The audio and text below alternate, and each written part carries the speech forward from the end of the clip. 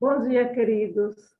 Antes de irmos para a mensagem, o pastor Wagner me convidou em 2021. Eu entrei na sala em 2020, lá no auge da pandemia, em março de 2020. Vou fazer 3 anos que presto culto aqui na sala, né, com os irmãos.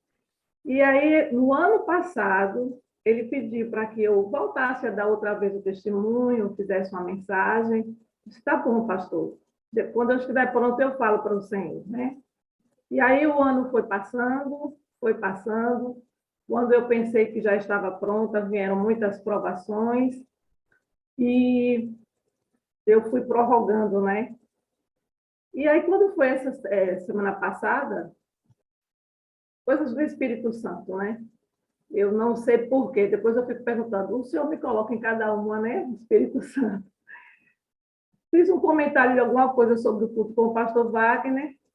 Ele disse que até estava sentindo minha falta, porque os meus horários mudaram, né? E aí eu falei, pastor, quando o senhor quiser, que aquele convite ainda estiver à disposição, eu estou à disposição. Na mesma hora eu pensei, por que eu falei isso, né? Espírito Santo. E aí, esse tema que nós estamos trazendo para compartilhar aqui com vocês, irmãos, eu preguei várias vezes esse ano. É uma mensagem que me impactou, primeiramente, e eu me senti muito feliz em compartilhar com outros irmãos. E de uns meses para cá, sempre o Espírito Santo estava falando. Leve essa mensagem para a sala 57. E aí, quando eu conversei com o pastor Wagner, ele me convidou, né, reforçou o convite, e aqui estou. E na sexta-feira aconteceu aquele fato, não sei quantos estavam aqui, mas, de repente, a internet do pastor Wagner teve problema e eu fiquei, mais uma vez, meu Deus, o que é que eu vou fazer? Né? E a tela parada aqui comigo, e me veio, então, o desejo de orar. E eu aprendi uma lição naquele dia, mais uma vez, né? O Espírito Santo me deu um recado, né? Que ele sempre está no comando de todas as coisas. E muitas vezes ele até coloca palavras na nossa boca que a gente não está planejando. Então, quando o pastor Wagner me apresentou, eu falei assim, tragam convidados. E não era para falar isso, irmão. Era para eu falar, orem por mim. E na mesma hora, meu Deus, por que eu falei isso? Por que saiu essa palavra da minha boca? O pessoal vai dizer, essa menina está se achando. Quem é essa Axa aí com esse nome estranho? Mas é porque, muitas vezes, a gente não controla, né, o que a gente vai falar, quando o Espírito Santo quer controlar a nossa vida. Então, eu quero pedir aos irmãos que fiquem em oração por mim. Né? E vamos, mais uma vez, orar. Eu quero conversar mais uma vez com o Espírito Santo. Querido bom Deus, louvado e exaltado seja teu nome. Só o Senhor merece toda a honra, todo o louvor, toda a nossa adoração. Porque, Senhor, o Senhor é vida que mantém vidas. O Senhor é o nosso Pai, que nos enche do teu poder, que nos enche da tua graça e que nos enche de misericórdia. É misericordioso para conosco. Então, Pai, por favor, pela tua misericórdia, me unja mais uma vez e a todos nós aqui com o teu Espírito Santo e que as minhas palavras sejam traduzidas por ele. Que as pessoas não olhem o invólucro humano falho, pecadora, mas que, Senhor, nós possamos sair refletindo e que seja mais uma palavra que venha nos dar um dia diferente, uma semana diferente, uma vida diferente. Nós queremos te agradecer por essa oportunidade e em nome de Jesus. Amém. Muito bem, queridos. O nosso tema é entre a comunhão e a missão. O que existe entre a comunhão e a missão? É um tema cristocêntrico e nós vamos refletir sobre um fato que ocorreu no ministério de Jesus na cidade de Cafarnaum. Abra sua Bíblia lá em Marcos, capítulo 1. O livro de Marcos, ele começa com um pequeno resumo, um breve resumo sobre o início do ministério de Jesus. Né? Então, ele apresenta aqui o João Batista dando testemunho sobre Jesus, ali no verso 7. Depois, ali no verso 9, ele fala sobre o batismo de Jesus. E eu já quero ressaltar aqui o verso 9 e 10. Naqueles dias, veio Jesus de Nazaré da Galileia e por João foi batizado no Jordão. Logo ao sair da água, Jesus foi ungido, né? Logo ao sair da água, viu os céus rasgarem-se e o Espírito descendo como pomba sobre ele. Jesus foi ungido naquele momento e também foi o momento que ele começou o seu ministério. Aí vem o verso 11. Então foi ouvida uma voz dos céus: Tu és o meu filho amado, em ti me comprazo. Na sequência, logo após Jesus ser batizado e ser ungido de forma especial pelo Espírito Santo, no verso 12 diz assim: E logo o Espírito o impeliu para o deserto, onde permaneceu 40 dias, sendo tentado por Satanás. Estava com as feras, mas os anjos o serviam. Então, logo após o batismo, Jesus passou pela sua experiência no deserto, né? Foi ali tentado pelo diabo. Depois aqui fala sobre o chamado, né, para dos discípulos, aqui nos versos 14 e 16. Mas o verso que é base para a nossa reflexão de hoje, eu quero começar essa história pelo fim, igual aqueles filmes, né, que às vezes começa do final e depois volta para o início para você entender aquele momento ali. Então, vamos voltar aqui para uma cena, a cena final da nossa reflexão de hoje, né, do que aconteceu com Jesus. Lá nos versos 35. Tendo se levantado alta madrugada, saiu, foi para um lugar deserto e ali orava. Aqui se referindo a Jesus. Queridos, a alta madrugada, eu andei pesquisando, é aquele horário que a gente mais gosta de estar dormindo, não é? Lá pelas 3 horas da manhã, por ali, que o sono é mais pesado, é a alta madrugada. Mas a minha pergunta aqui, a primeira reflexão é: como vocês acham que foi o dia e a noite anterior de Jesus, até aquele momento ali em que ele se levantou cedinho para orar? Como será que foi aquele dia de Jesus? E que dia foi aquele da semana? Foi um sábado. E nós vamos refletir como foi aquele sábado para Jesus e os seus discípulos. Vamos ver como foi a escola sabatina, porque todos os sábados Jesus estava na sinagoga, como era o seu costume, não é?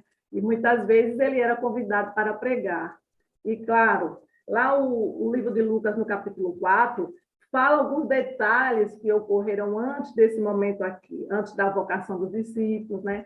Quando ele foi expulso lá da sua cidade natal, né? Lá de Nazaré. Ele foi convidado para pregar, e ali, quando ele foi falar, ele citou o texto de Isaías 61, né? Quando ele diz assim, lá em Isaías 61, qual seria a missão, né, do Messias, porque os rabinos, os escribas, né, os fariseus, eles gostavam de enfatizar a missão do Messias como alguém que iria libertá-lo de Israel, que ia trazer um reino terrestre. Então, eles tinham um estereótipo do Messias, que era um grande general, aquele de boa aparência, vindo da alta sociedade.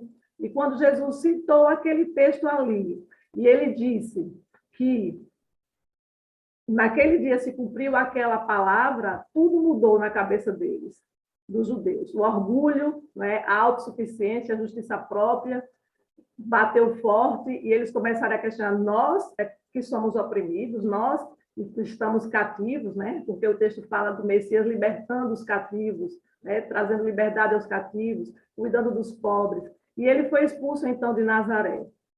Ele ia ser apedrejado, e os anjos o cercaram e expulsaram de lá. E aí, então, ele vem para a cidade de Cafarnaum, depois que ele convoca os discípulos. E o verso 21, capítulo 1, verso 21 de Marcos, é onde começa a nossa história de hoje, e a gente vai ver como foi a escola sabatina naquele dia, né? Para a gente entender como foi o final desse dia. E aí a gente vai começar do verso 21, veja. Depois entraram em Cafarnaum, e logo no sábado foi ele ensinar na sinagoga. Já imaginou, irmãos, uma escola sabatina, você ir para a igreja e lá está Jesus dirigindo o culto, né? Sendo o nosso pregador? Que maravilha, que privilégio. E as pessoas lá de Cafarnaum, que já tinham testemunhado sobre os milagres de Jesus, Ellen White, esse nosso sermão também foi baseado no capítulo 26 do livro O Desejado de Todas as Nações. E lá ela diz que quando as pessoas souberam que Jesus estava lá na cidade e queria pregar na sinagoga, estaria na sinagoga, aliás, eles sabiam que Jesus iria falar, ou só a presença dele já atraiu uma multidão. E ela diz que as pessoas ficaram ali, tanta gente que muitas ficaram do lado de fora, não puderam entrar. Então, imagina uma igreja lotada, né? A minha igreja é uma igreja que tem, na teoria, 1.300 e tantos membros, né? Na prática, mesmo no dia a dia, aqueles assíduos é um pouco menos, uns 800 e tantos. Mas quando vem assim um pregador, né, diferente, vem uma programação diferente, mesmo essa igreja tão grande fica bem lotada, né? Então imagine a sinagoga cheia de pessoas curiosas, né, imaginando o que iria acontecer. E aí Jesus se levanta para pregar. Por que Jesus gostava tanto de ir para Cafarnaum? Ellen White diz que entre uma cidade e outra, Jesus costumava voltar sempre para Cafarnaum. Cafarnaum era uma cidade muito agradável, muito movimentada. Ellen White diz que ela ficava ali próximo ao Mar da Galileia, nas praias ali do Mar da Galileia, próximo às planícies de Genezaré, e lá havia muitas palmeiras, oliveiras, né, pomares, vinhedos, flores exuberantes, né? Aquele ventozinho ali do sul, fresquinho, aquele clima do sul fresco, o solo era muito fértil, e aí diz que a fertilidade do solo vinha das correntes de águas que minavam e escorriam entre as rochas. Era um lugar prazível. As praias ali do lago e as colinas ao redor, irmãos, ficavam pontilhadinhas de casas, de habitações. E o mar ficava também pontilhado de embarcações. Então, era uma cidade bastante movimentada. E não era, então, por esse clima agradável, por esse ambiente agradável, que Jesus costumava passar várias vezes lá.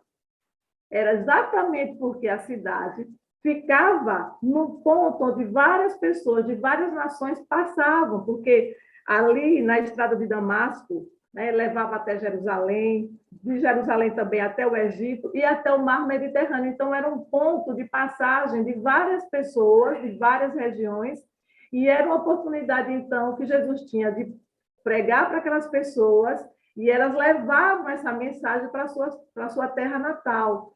E ele estimulava as pessoas, né, a buscar ali na Bíblia deles, né, na Bíblia, nas profecias, né, no livro dos profetas, as informações sobre o Messias, da forma como Jesus pregava. Isso, então, trazia uma maior expectativa a respeito do ministério de Jesus.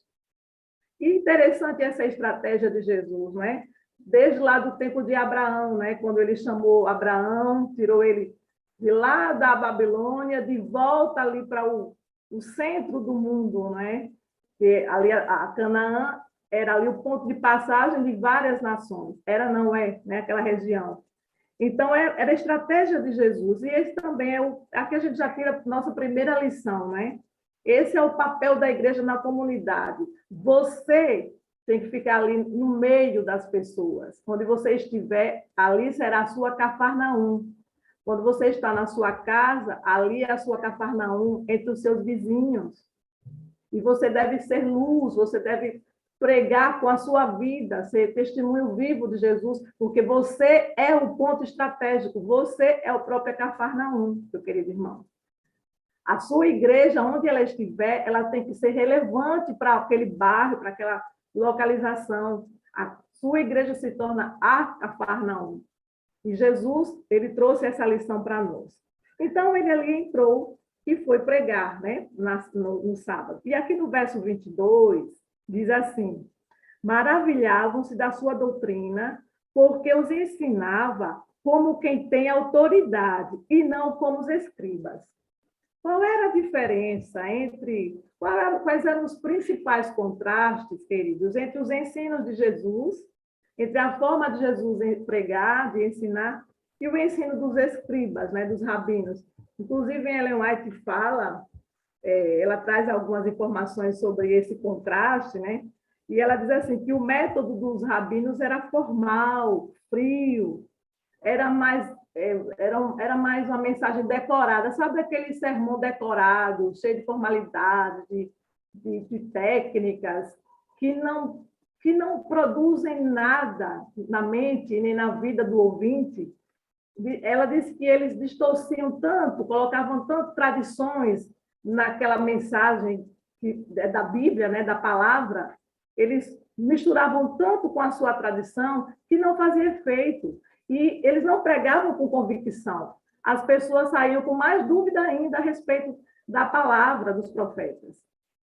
E não tocava, não é? A voz deles, ela disse que parecia um instrumento de uma nota só. Era tão monótona que parecia... Sabe, já imaginou você...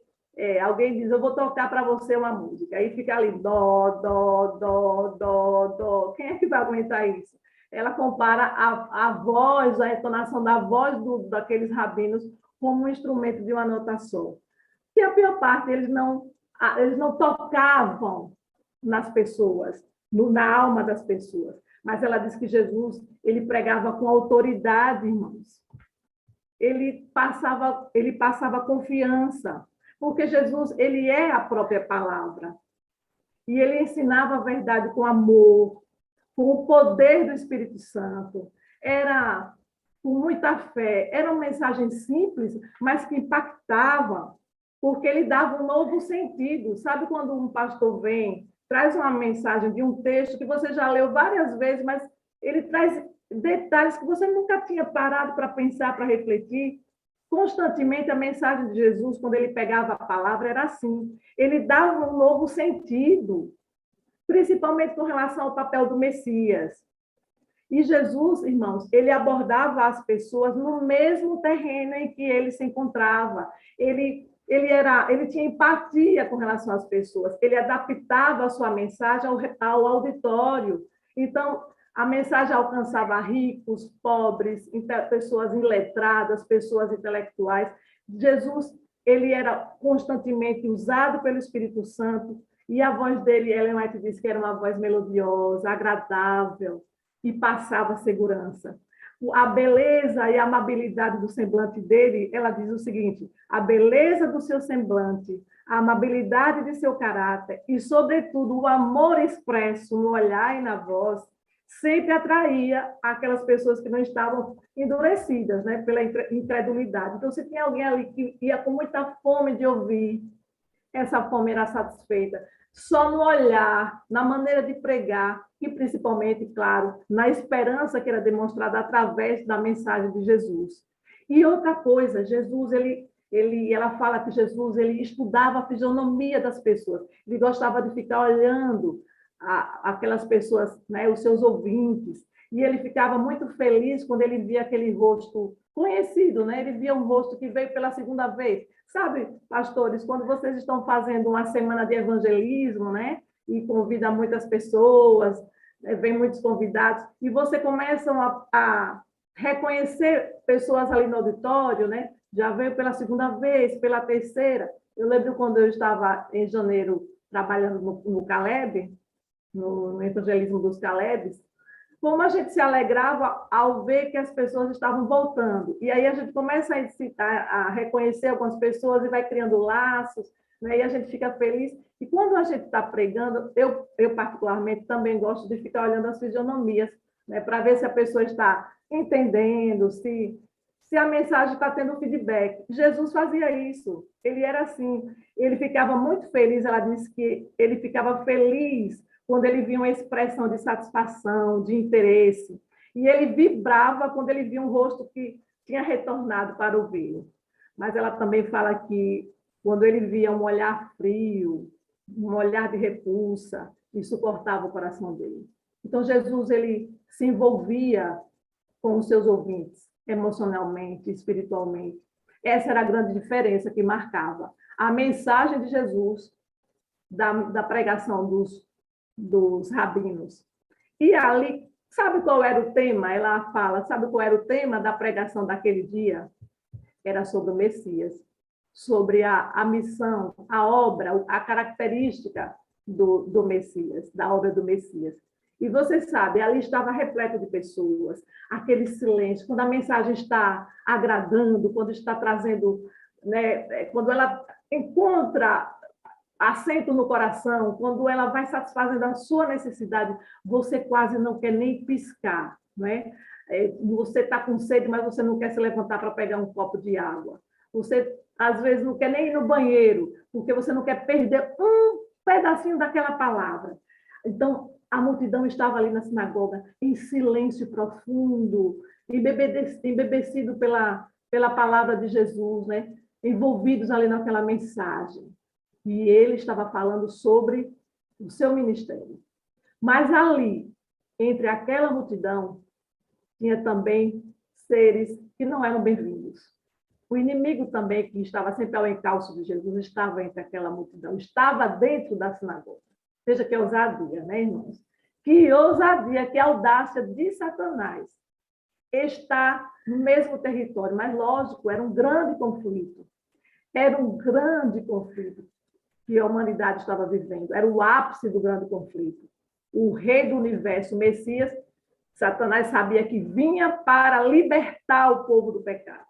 E ele estava ali. Aqui no verso 23 e 24, fala o que Satanás fez para impedir as pessoas de ouvir a mensagem e de serem convertidas. Verso 23, não tardou que aparecesse na sinagoga um homem possesso de espírito imundo, o qual bradou: que temos nós contigo, Jesus Nazareno? Vieste para perder-nos? Bem sei quem és, o Santo de Deus. Ou seja, Satanás usou aquele rapaz para atrapalhar o propósito daquele dia. Muitas vezes, quando você entra em comunhão com Deus e se prepara para trabalhar para Deus, grave bem essa frase. Quando você decide trabalhar para Jesus, você dá trabalho para o diabo e ele lhe dá trabalho. Porque entre a comunhão e a missão existe um grande conflito. E esse grande conflito é para atrapalhar o seu relacionamento com Deus e o seu relacionamento com o próximo. E impedir que aquele propósito da missão seja cumprido. E isso foi o que Satanás tentou fazer. Mas Ellen White fala que aquele rapaz que estava endemoniado, ele estava ali porque, no fundo, ele tinha esperança de ser liberto. Ele sabia que aquele homem tinha o poder de libertá-lo. E Satanás sabia que ele poderia fazer isso. Por isso que na hora, ao invés de sair uma palavra, um pedido por libertação, na hora saiu foi a voz do inimigo. Mas Jesus ouviu, não o que saiu pela boca daquele rapaz, mas o que saiu da sua mente, o que saiu do seu coração.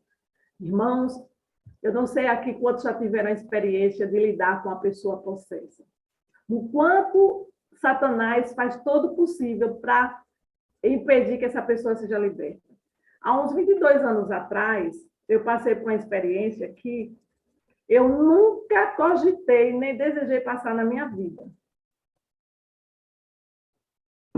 Eu era uma pessoa, eu era jovem naquele tempo, né? Faz muito tempo, 22 anos. Eu era uma jovem já saindo da fase de jovem, que eu tinha meus 30 e poucos anos. E eu estava ali muito feliz, porque eu estava dando estudos bíblicos, e eu evangelizei um rapaz que tinha até problemas com drogas, ele se batizou, e a tia dele, uma senhora chamada Ângela, ela veio passar as férias aqui em Aracaju, que a família dela é daqui. Ela morava no Rio de Janeiro. E ele disse simplesmente assim: professora, a minha tia quer estudar a Bíblia. Eu disse: maravilha, vamos marcar na minha casa, para começar. E aí eles foram, né? Ele com a tia. E ali, quando eu terminava de dar o estudo, eu passava um resumo, que era um vídeo, se não me engano, era do pastor Luiz Gonçalves. E tinha uma música, né, no vídeo e tal. Mas eu percebi que durante a ministração da palavra, né, do estudo, ela ficava muito caladinha, muito estranha, muito quieta. E, irmãos, quando começou a música, né, o hino, e o momento da palavra de oração, Aí ela caiu, ela demonstrou que estava possessa. O que vocês acham que eu fiz? Eu não fiz, mas eu tive vontade de sair correndo, porque eu não estava preparado para aquilo ali. Eu lembro que eu estava há algum tempo atrás numa missão, num congresso, era super missão, e era lá em Maceió. E eu estava lá ajudando, e aí eu fiquei sabendo de alguém que estava possesso e tinha pessoas orando, e eu disse, Deus me livre, não quero chegar nem perto. Veja a qualidade da cristã, viu, irmãos? E aí, naquele momento, eu me deparei com essa situação. Pois bem, deixa eu resumir mais, porque o foco aqui não é o inimigo. Essa senhora, no primeiro momento, ela não falou, o inimigo não conseguiu falar através dela. Quando a gente orou, que ela voltou assim, pedi para colocar a música lá, Jeová Castelo, lá naquela época era disco, né?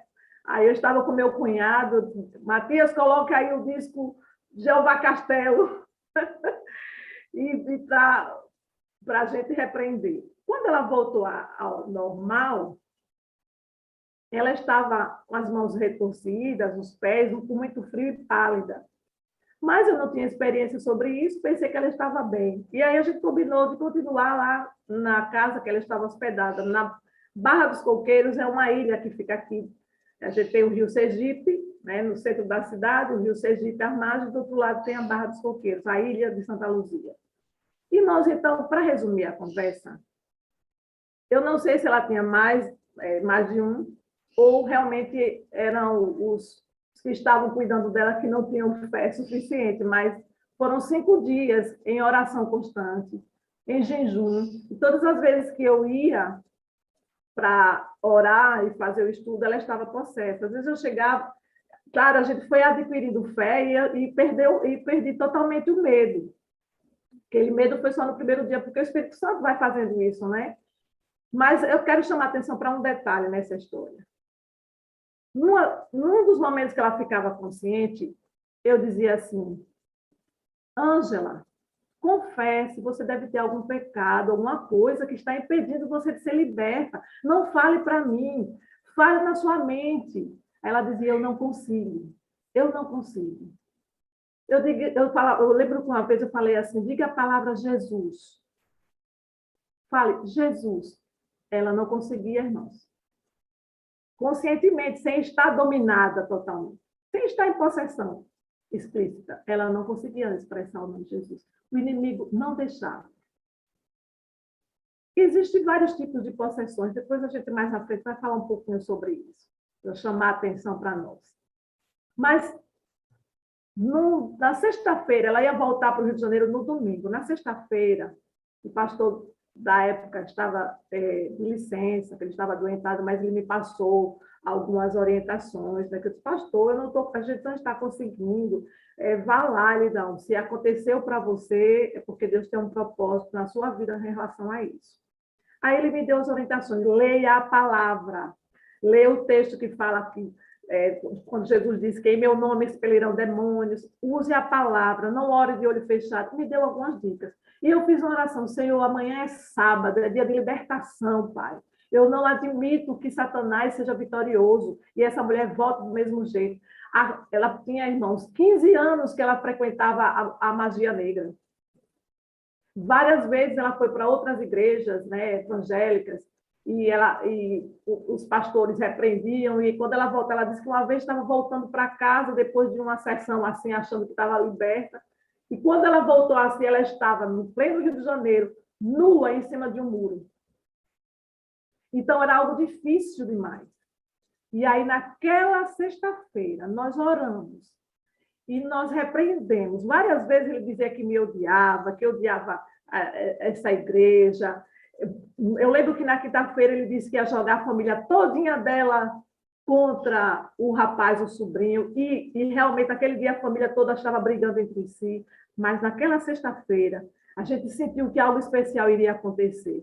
E sabe quando ela foi libertada? Num dado momento, quando eu disse que ele estava derrotado, ele disse, fui em nome de Jesus. Eu fui derrotado e a culpa é de vocês. Ele gritou, fui e a culpa é de vocês. Aí o corpo dela subiu assim na cama e caiu. Quando ela voltou assim, irmãos, ela estava coradinha, as mãos não estavam retorcidas. E eu comecei a perguntar, Ângela, você está bem? E ali foi um misto de alegria e choro. A gente começou a pular de alegria e abraçá-la, porque a gente percebeu que ela finalmente tinha sido liberta. E ela falou, sabe o que, irmãos? Preste bem atenção. Ela disse, Axel, eu consegui. Porque tinha dados momentos, irmãos, que o inimigo é tão ousado, chega a ser infantil. Quando eu estava segurando as mãos dela assim, para ela não se machucar, não tirar a roupa, ele dizia assim, eu dizia, concentra, Ângela, confessa. E ele dizia, ela está tentando, mas eu não vou deixar. Com aquela voz terrível. E aí, quando a gente estava gritando e pulando de alegria, louvando a Deus, ela disse, Axel, eu consegui. Eu consegui o quê, Ângela? Eu consegui confessar. Consegui confessar. Quando ela conseguiu confessar os seus pecados, ela foi liberta. E ali eu aprendi uma grande lição para o resto da minha vida.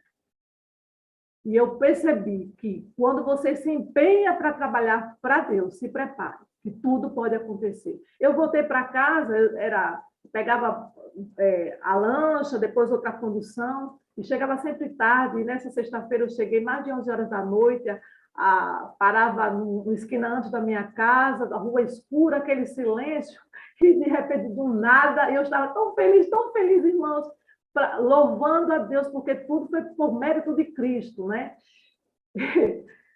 Um cachorro que eu não sei de onde veio, como diz o povo, o cão dos infernos, latiu.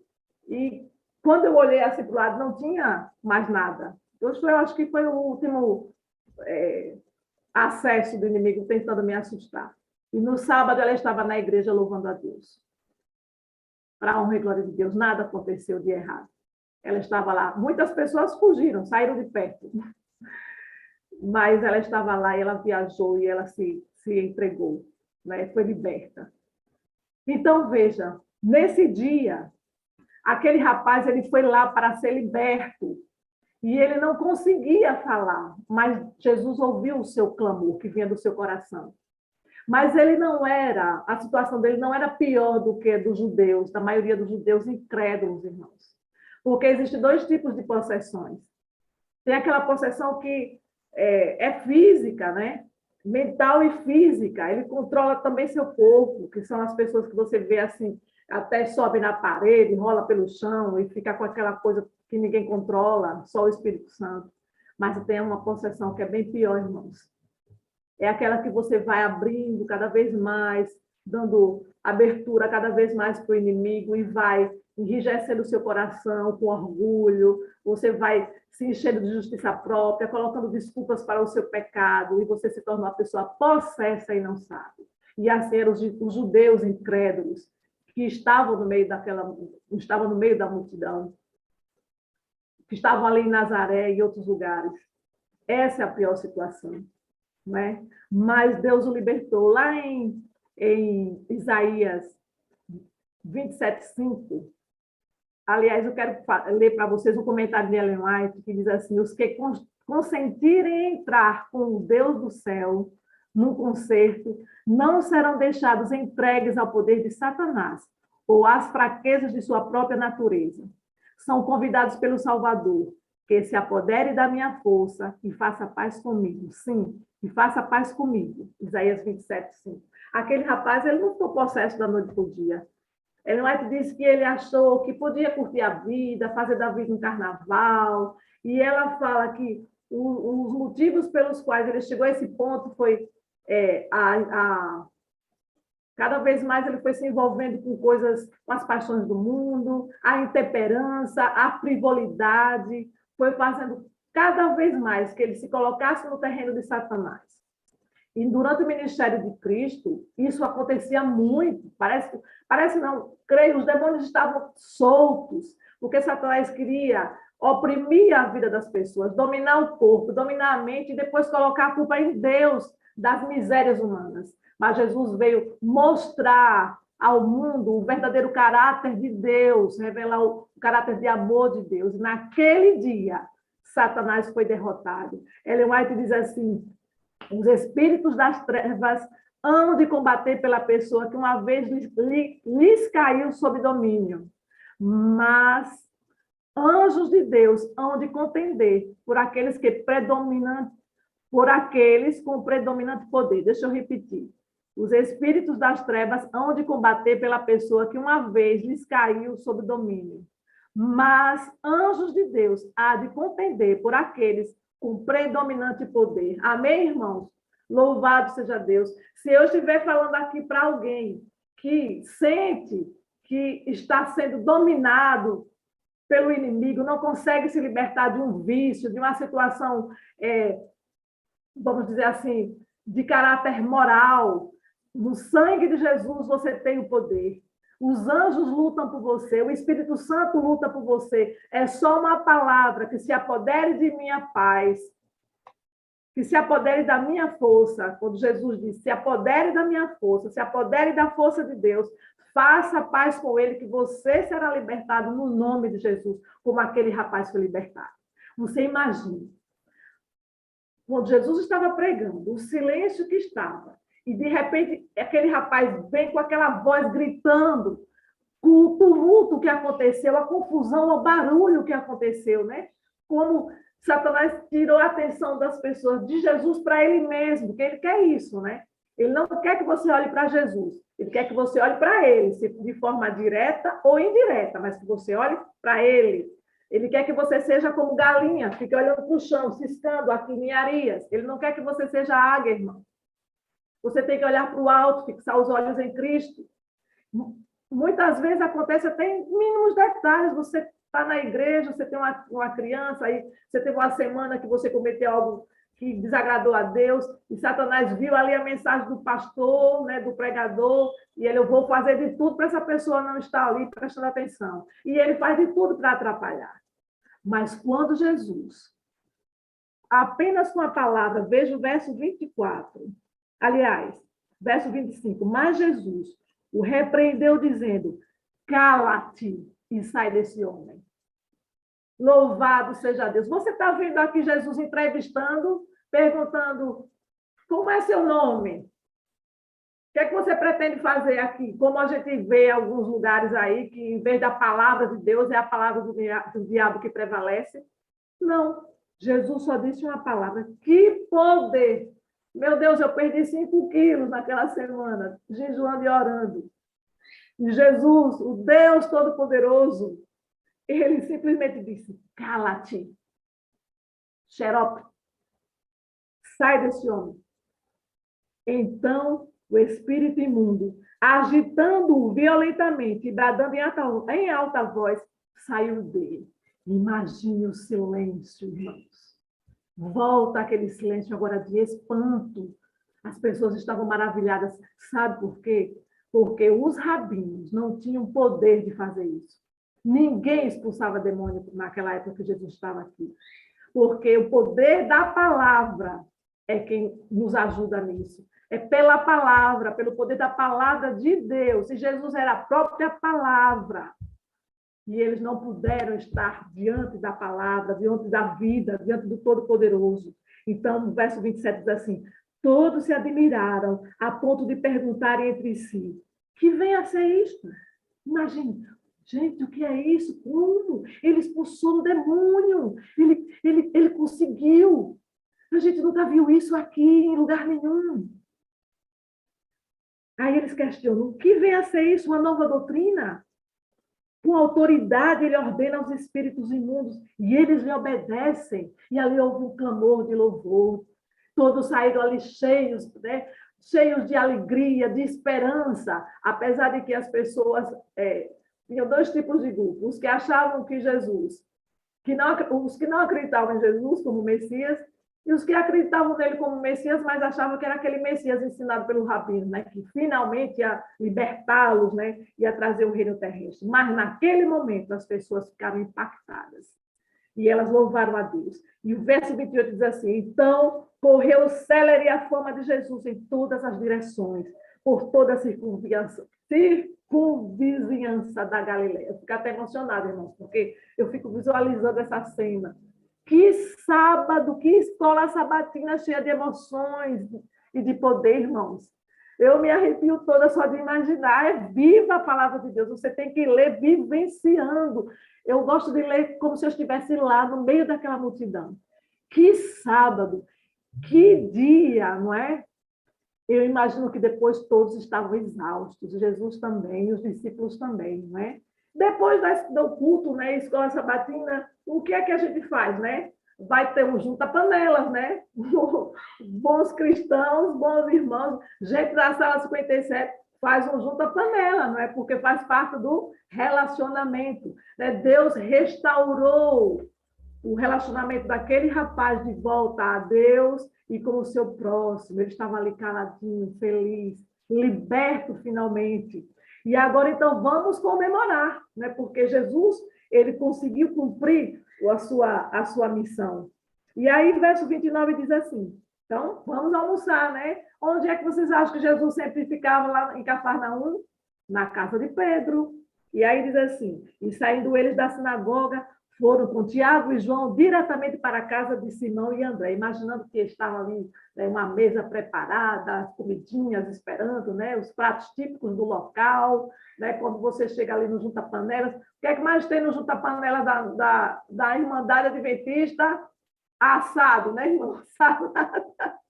Haja assado. Então, imagina ali, que eles estavam imaginando ver ali frutas, né, tâmaras, né, pães e etc.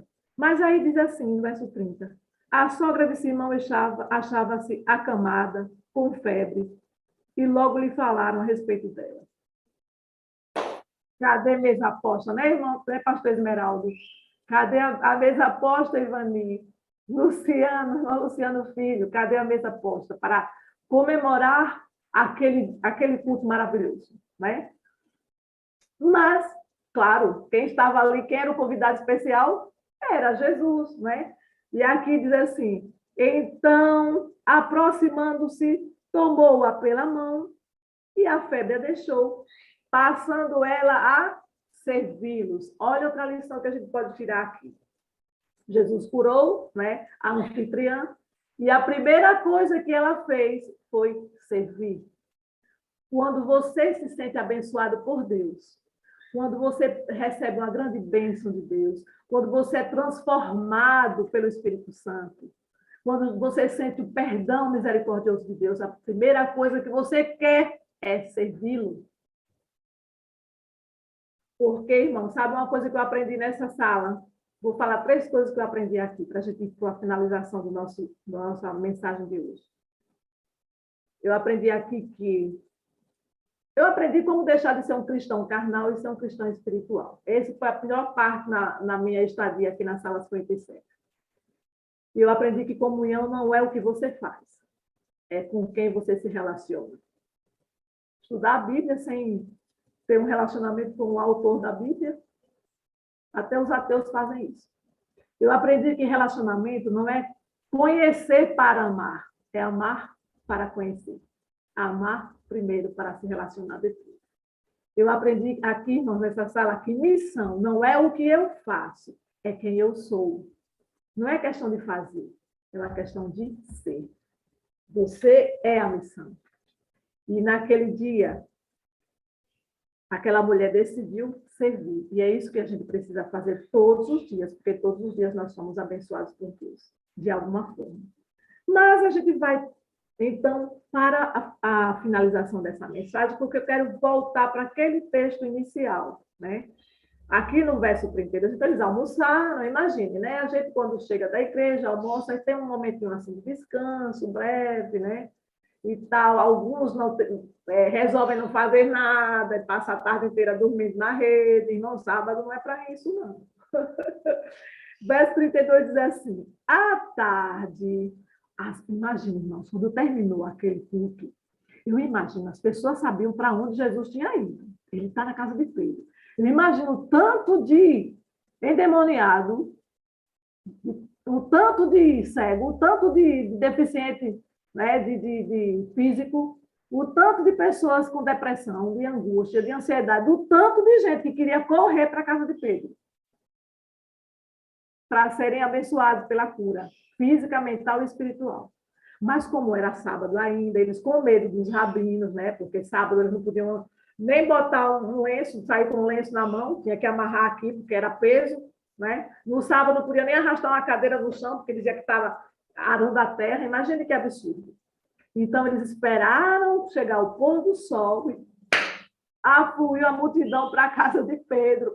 A Bíblia diz assim: à tarde, ao cair do sol, trouxeram a Jesus todos os enfermos e endemoniados. Gente, se você acha que aquele sábado, aquela escola sabatina foi exaustiva, imagine esse sábado aqui, o restante do sábado, o finalzinho. Jesus não teve descanso, irmãos. 33 diz: toda a cidade estava reunida à porta. A cidade era grande, relativamente grande, era populosa, porque era uma cidade comercial. A fama que diz que correu por toda a circunvizinhança da Galileia. Imagina gente saindo da beira da praia, das colinas, todo mundo foi para lá, porque queria ser abençoado. E diz que trouxeram todos os enfermos e endemoniados. Você consegue mensurar isso? Por isso que Isaías diz que Jesus era um homem de dores. E ele não tinha onde reclinar a cabeça. E aqui diz assim: e ele curou muitos doentes de toda a sorte de enfermidades. Também expeliu muitos demônios, não lhes permitindo que falassem, porque sabiam quem ele era. Porque não era o momento dele ser revelado para qualquer pessoa, não é? Para qualquer pessoa. E aí a gente chega aqui. Então, imagina assim, depois, né? No verso 35 diz assim: tendo se levantado alta madrugada, saiu. Mas antes disso, Ellen White diz assim que já era alta noite quando a multidão foi embora. Imagina se foi lá para meia-noite que terminou esse momento ali de Jesus curando, ministrando.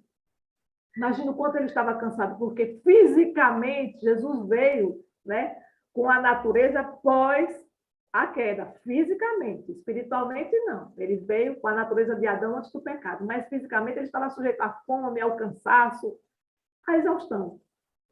E aí, quando você pensa que Jesus vai, imagine o povo foi embora lá para meia-noite. E aí o verso 35 diz assim: tendo se levantado alta madrugada, saiu, foi para um lugar deserto e ali orava.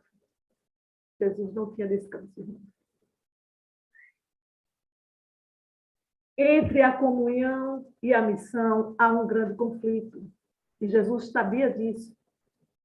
E ele tinha uma missão, ele tinha que libertar as pessoas do cativeiro de Satanás. E ele não descansava. Sabe aquele sábado que você diz assim: ah, amanhã eu vou dormir até mais tarde, vou passar o domingo, vou dormir até umas 9, 10 horas da manhã. Porque eu estou cansado, foi o dia todo na igreja, teve bijobes, teve Santa Ceia, teve isso, teve aquilo outro, depois teve confraternização, vou dormir até mais tarde. Jesus não ficava focado no passado, no que ele fez lá atrás. Cada dia era um dia de luta, de guerra, de batalha. Essa é a nossa lição. Porque você não pode descansar, irmãos. Quando você tem uma vitória aqui, se prepare que Satanás vai trazer mais lutas para você. Quando você decide trabalhar para Jesus, você dá trabalho para o diabo e ele dá trabalho para você. Mas lembre-se, Deus está com você para ajudá-lo. E aí, o verso 36 diz assim: procuravam-no diligentemente Simão e os que com ele estavam. Tendo-o encontrado, lhes disseram: todos te buscam. Ou seja, depois daquele evento ali, então as pessoas começaram a aclamar: é o Messias, imagine, né? Ele vem libertando, curando, como foi prometido, e também ali eles focavam muito naquela parte do texto de Isaías que dizia assim: ia chegar o dia da vingança, né? Então eles esperavam: ele vai nos libertar dos romanos. Então é a hora de Jesus agora assumir sua missão como Messias e se revelar, e todo mundo está procurando. Qual foi a resposta de Jesus? Jesus, porém, lhes disse: vamos a outros lugares, às povoações vizinhas, a fim de que eu pregue também ali, pois para isso é que eu vim. Jesus não estava procurando glória pessoal. Jesus veio cumprir a missão do Pai, revelar o caráter do Pai, libertar os pecadores, abençoá-los fisicamente, emocionalmente e, principalmente, libertá-los espiritualmente. Para isso é o que eu vi. Veja, lá no verso 14, volta para o verso 14, capítulo 1, verso 14, diz assim: depois de João ter sido preso, foi Jesus para a Galiléia, pregando o evangelho de Deus e dizendo: o tempo está cumprido e o reino de Deus está próximo. Arrependei-vos e crede no evangelho. Esta era a missão de Jesus. Dizer que o reino de Deus estava próximo, o reino da graça, e claro, o reino da glória, e que eles deveriam se arrepender dos pecados e crer no evangelho, nas boas novas. Essa é a nossa missão. E aí, então, queridos, Ellen White fala que Jesus disse: não, vamos para outros lugares, vamos pregar em outros lugares. Sabe, irmãos, orar, buscar a comunhão nas primeiras horas, no primeiro momento do seu dia, né? Primeira coisa é buscar a unção do Espírito Santo. Orar e orar uns pelos outros é a nossa maior necessidade. Deus sempre atendeu às orações de Jesus. Você sabe que lá, por exemplo, quando Jesus foi ressuscitar Lázaro, né? Ele dizendo assim, orando, ele dizia: Senhor, eu sei que o Senhor sempre me ouve, né? Deus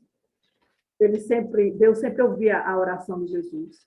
Mas teve uma oração que Deus não ouviu. Parte dessa oração de Jesus, Deus não ouviu. Eu quero que vocês vão lá para a gente finalizar com essa reflexão aqui. O capítulo 14, que mostra a importância da oração para quando você vai para cumprir uma missão e a importância da oração intercessora. Eu gostaria que o pastor Wagner colocasse aí a imagem de Jesus lá no Getsemane. Aí, pastor Wagner, a foto, a imagem, não sei se o pastor Wagner ou alguém vai colocar, mas a cena é de Jesus orando e mais ao fundo está lá os discípulos que o acompanharam, né? Pedro, Tiago, João, dormindo. E aí no verso, deixa eu ver aqui, no verso 36, Jesus diz assim, e dizia: Abba, Pai, tudo te é possível. Passa de mim este cálice. Contudo, não seja o que eu quero, e sim o que tu queres. Jesus disse assim: Senhor, Pai, tudo é possível. Eu imagino que Jesus quis dizer assim: se o Senhor quiser, o Senhor pode dar um jeito de salvar a humanidade de outra forma, porque para o Senhor tudo é possível. Então, por favor, passa de mim esse cálice, se for possível. Já imaginou se Deus ouvisse e atendesse essa oração, irmãos? Toda vez que Jesus orou, Deus ouviu e atendeu. O que seria de nós se Deus atendesse essa parte da oração de Jesus? Não estaríamos aqui, irmãos. Estaríamos fadados à miséria. Estaríamos iguais aos demônios, todos possessos, destinados à derrota eterna. Mas ele disse: contudo, não seja o que eu quero, e sim o que tu queres. Essa parte da oração Deus atendeu. E Deus, então, fez a vontade dele, o propósito dele como combinado, antes da criação do mundo, antes de você nascer. Tudo preparado. Lá atrás estavam os seus melhores amigos, seus irmãos, seu pequeno grupo. A parte mais próxima do seu pequeno grupo estava ali atrás. Olha a posição. E muitas vezes nós estamos assim, em meio à guerra. Em meio à guerra que vem. A igreja tem esse slogan, né? Comunhão, relacionamento e missão. Entre a comunhão e a missão tem um relacionamento, não é?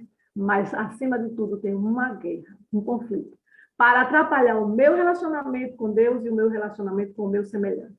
E aí Jesus diz assim, aqui, verso 37, voltando, achou-os dormindo, e disse a Pedro: Simão, tu dormes? Não pudeste vigiar nenhuma hora? Vigiai e orai para que não entreis em tentação. E aí vem a frase que eu quero que vocês não lembrarem de nada dessa mensagem, lembrem dessa frase de Jesus, desse conselho, dessa demonstração. O espírito, na verdade, está pronto, mas a carne é fraca. Esse sou eu, essa sou eu e esse é você. O espírito está pronto, mas a carne é fraca.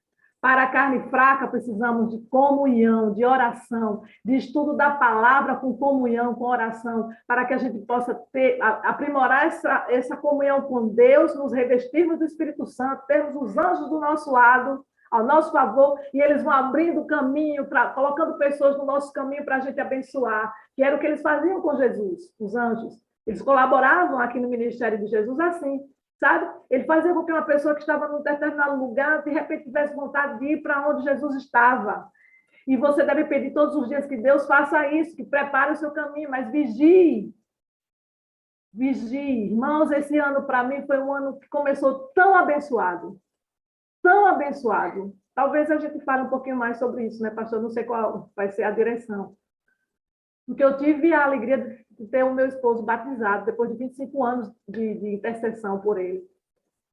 Mas o período da pandemia foi o período que eu conheci a sala e que fui abençoada, aprendendo como ter um relacionamento sustentável, né? Uma comunhão sustentável com o Espírito Santo, sem estar naquele sobe e desce. E eu sempre trabalhei, né? Sempre para a honra e glória de Deus, evangelizei pessoas, levei pessoas para o tanque, que é o lugar que eu mais amo de estar, dentro do tanque com alguém que eu discipulei. Mas durante a pandemia foi algo extraordinário, né? Levei, claro, diante do que a gente precisa fazer não é nada, né? 10 pessoas. E esse ano, Deus já começou o ano com o batismo do meu esposo e mais 3 pessoas, para a honra e glória de Deus. 2 delas, fruto da sala 57. Daquele linkzinho, irmãos, que a gente não pode deixar de continuar multiplicando. Uma gostou, trouxe outra para acompanhar também. Né? Por exemplo, um senhor recebeu, passou para uma amiga que era alguém que eu conhecia por um acaso, né? Por causa de oração intercessora, orei por ela, eu não conhecia pessoalmente. Essa senhora passou para outra amiga dela e elas duas vieram para a igreja, por influência da sala 57. Na sequência, veio tanto problema, tanta aprovação, mas Deus sempre esteve comigo. Então, lembre, irmãos, vamos orar uns pelos outros. Sabe como deve ser a igreja de Cristo? Sabe como deve ser a igreja de Cristo, irmão? Mostra aí a imagem, pastor. Vocês conhecem Efésios 6, né? Da armadura do soldado, né? Paulo era um soldado, por isso que ele usou essa ilustração como metáfora. E o cinto é Jesus, né? Que é que sustenta toda a armadura. Vocês conhecem toda essa passagem, né? O simbologia. Mas essa imagem aí, se puder ampliar mais, é emblemática para mim. A nossa igreja deve ser assim. Nós, como cristãos, devemos ser assim. O Império Romano, ele tinha muitas estratégias militares que eram inovadoras, e por isso que eles se estenderam pelo mundo todo. Era como se fosse uma grande potência hoje, né, militar. E essa era a Operação Tartaruga, era a estratégia.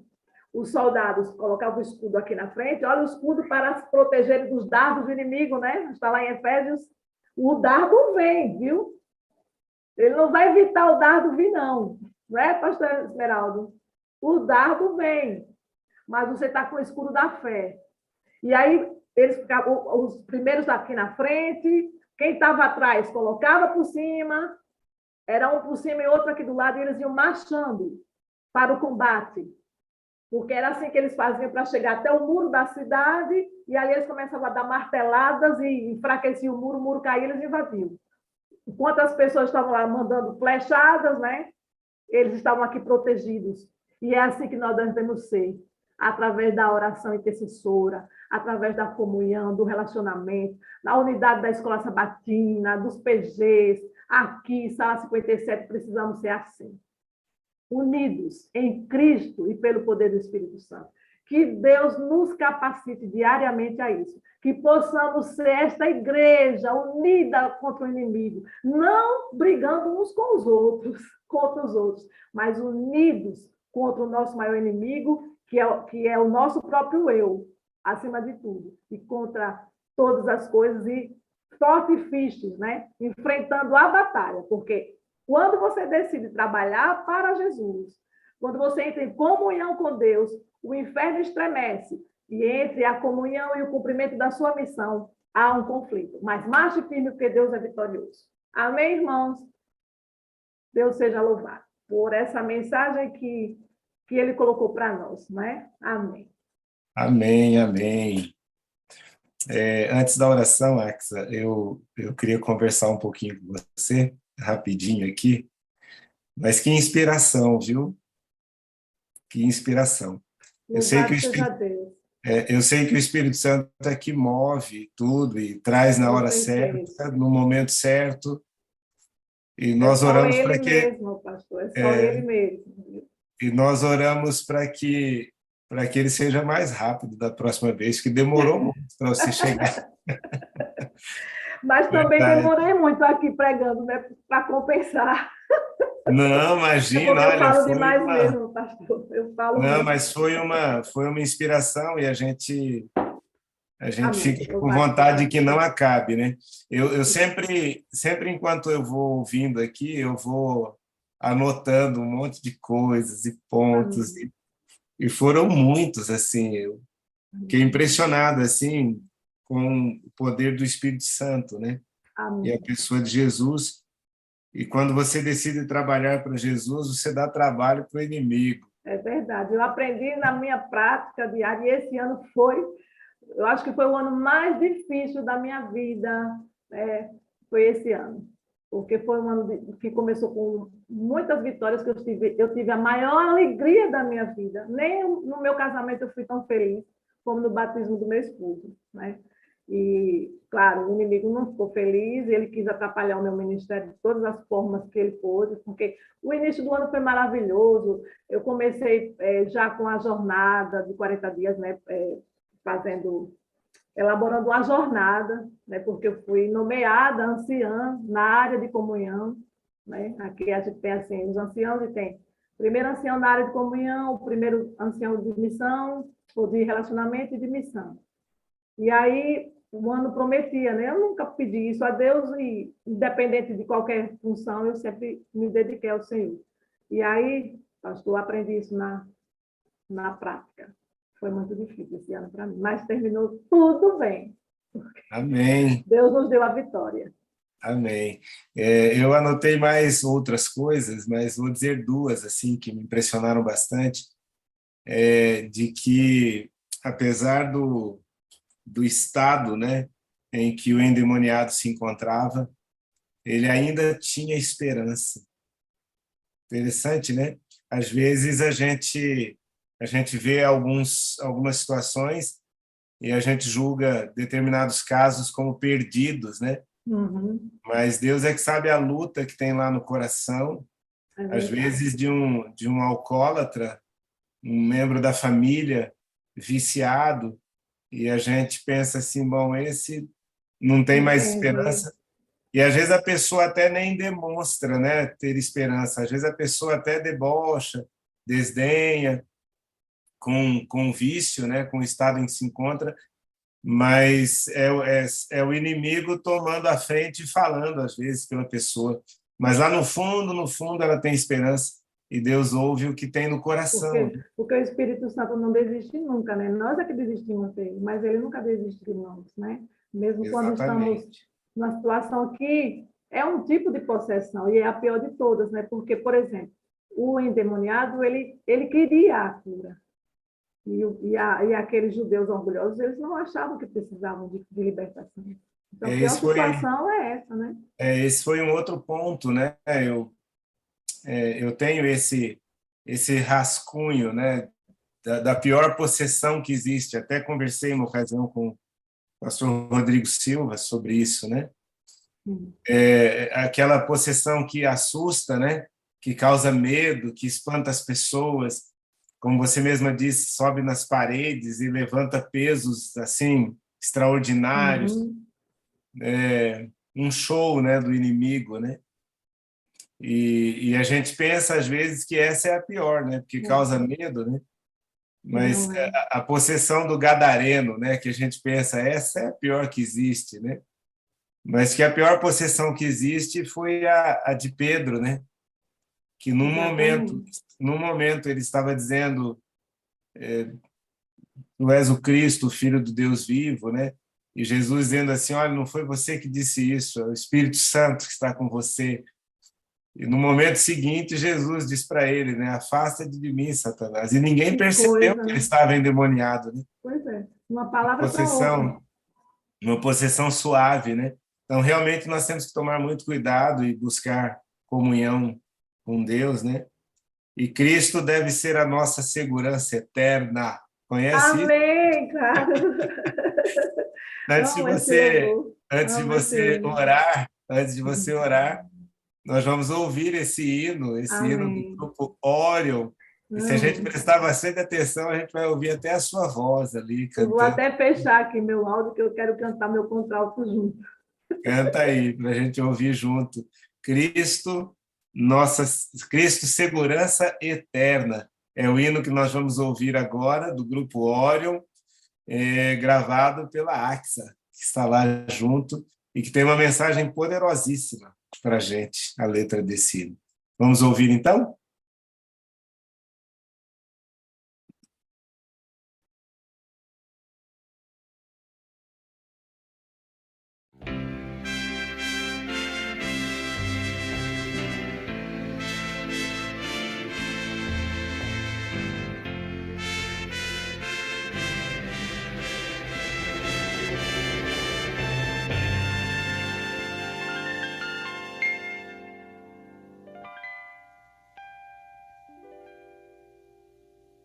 Muita gente preocupada com o dia de amanhã e anda por aí sem direção. A rotina de seus dias não lhes deixa sentir. E a segurança é Cristo. Cristo traz conforto e paz. Por um instante escute Cristo falar.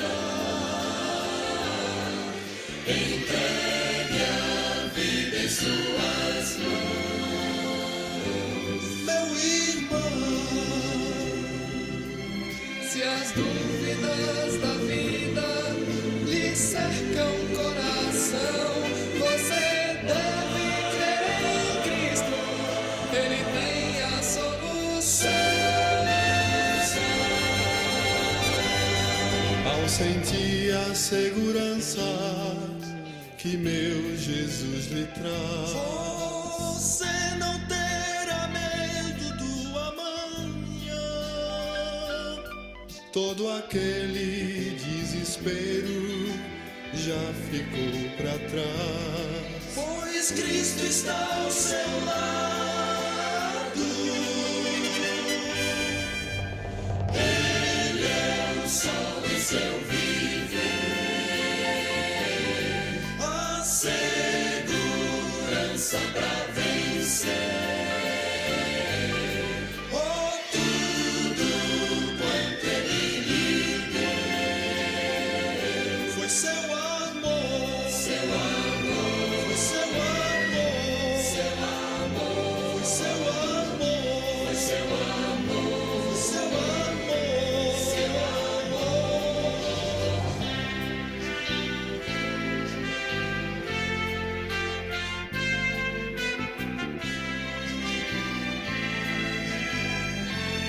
Amém.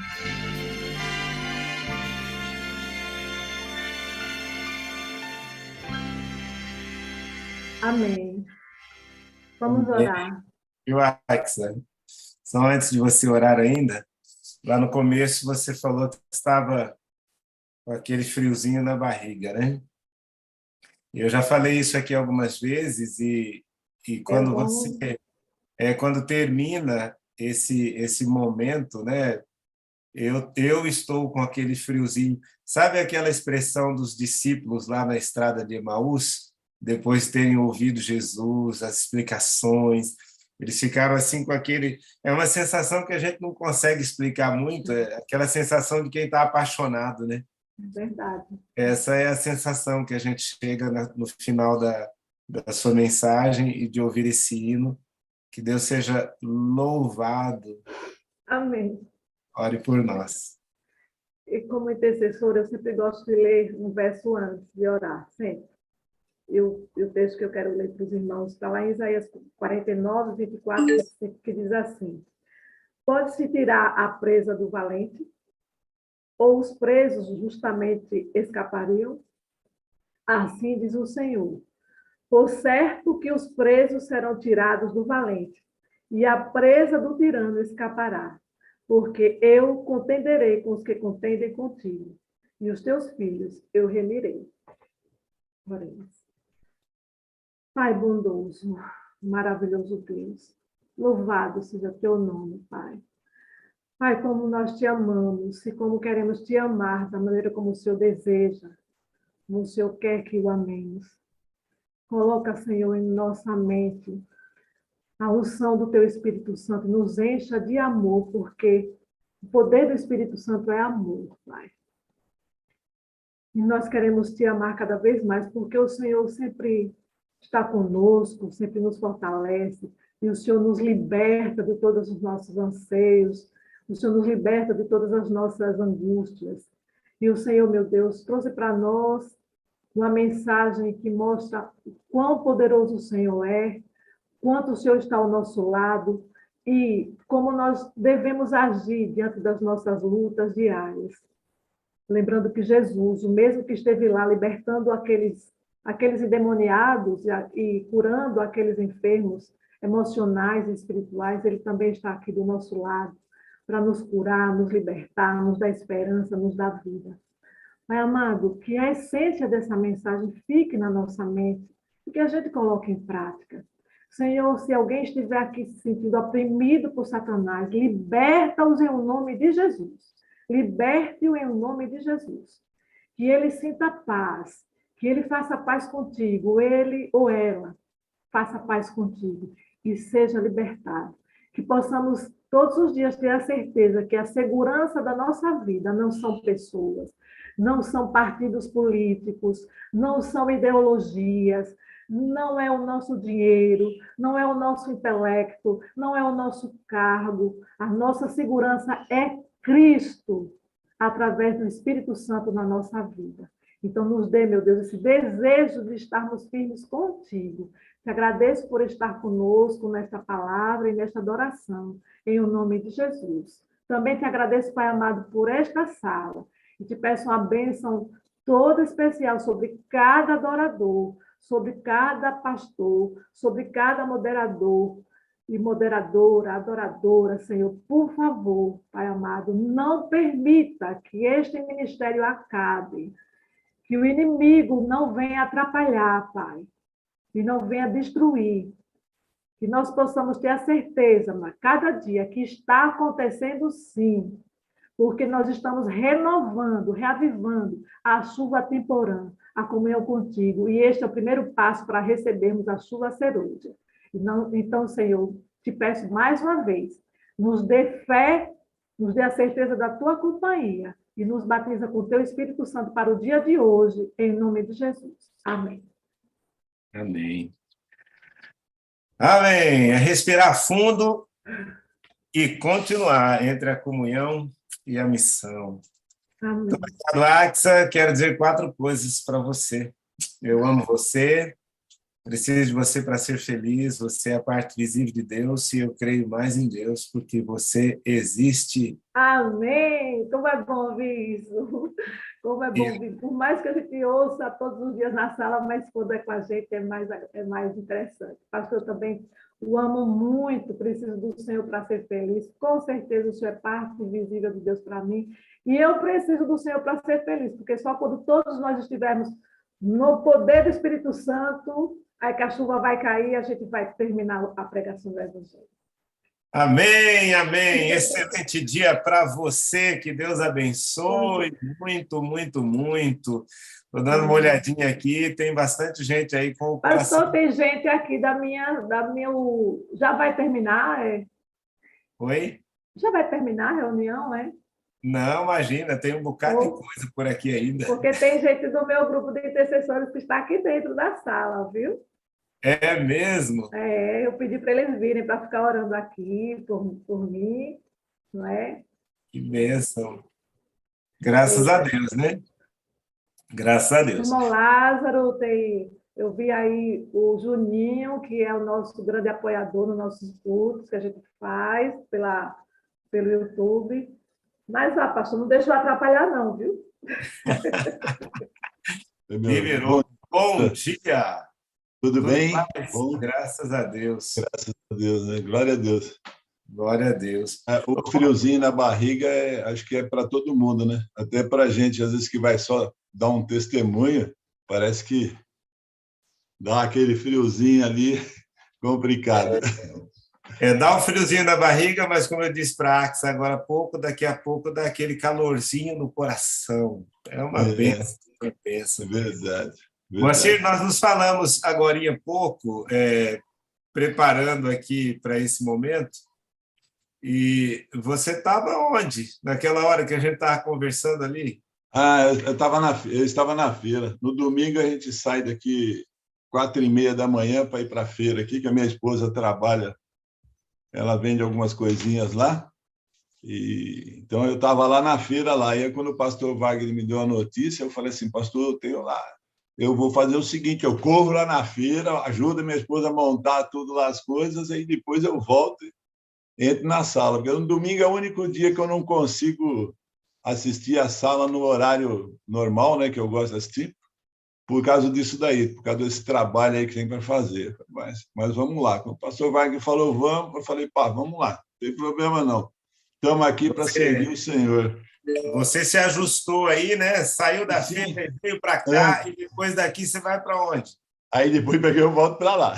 Volta para a feira. Eu volto para a feira, para até meio-dia, a gente fica por lá, meio-dia, 1 hora mais ou menos, a gente fica por lá.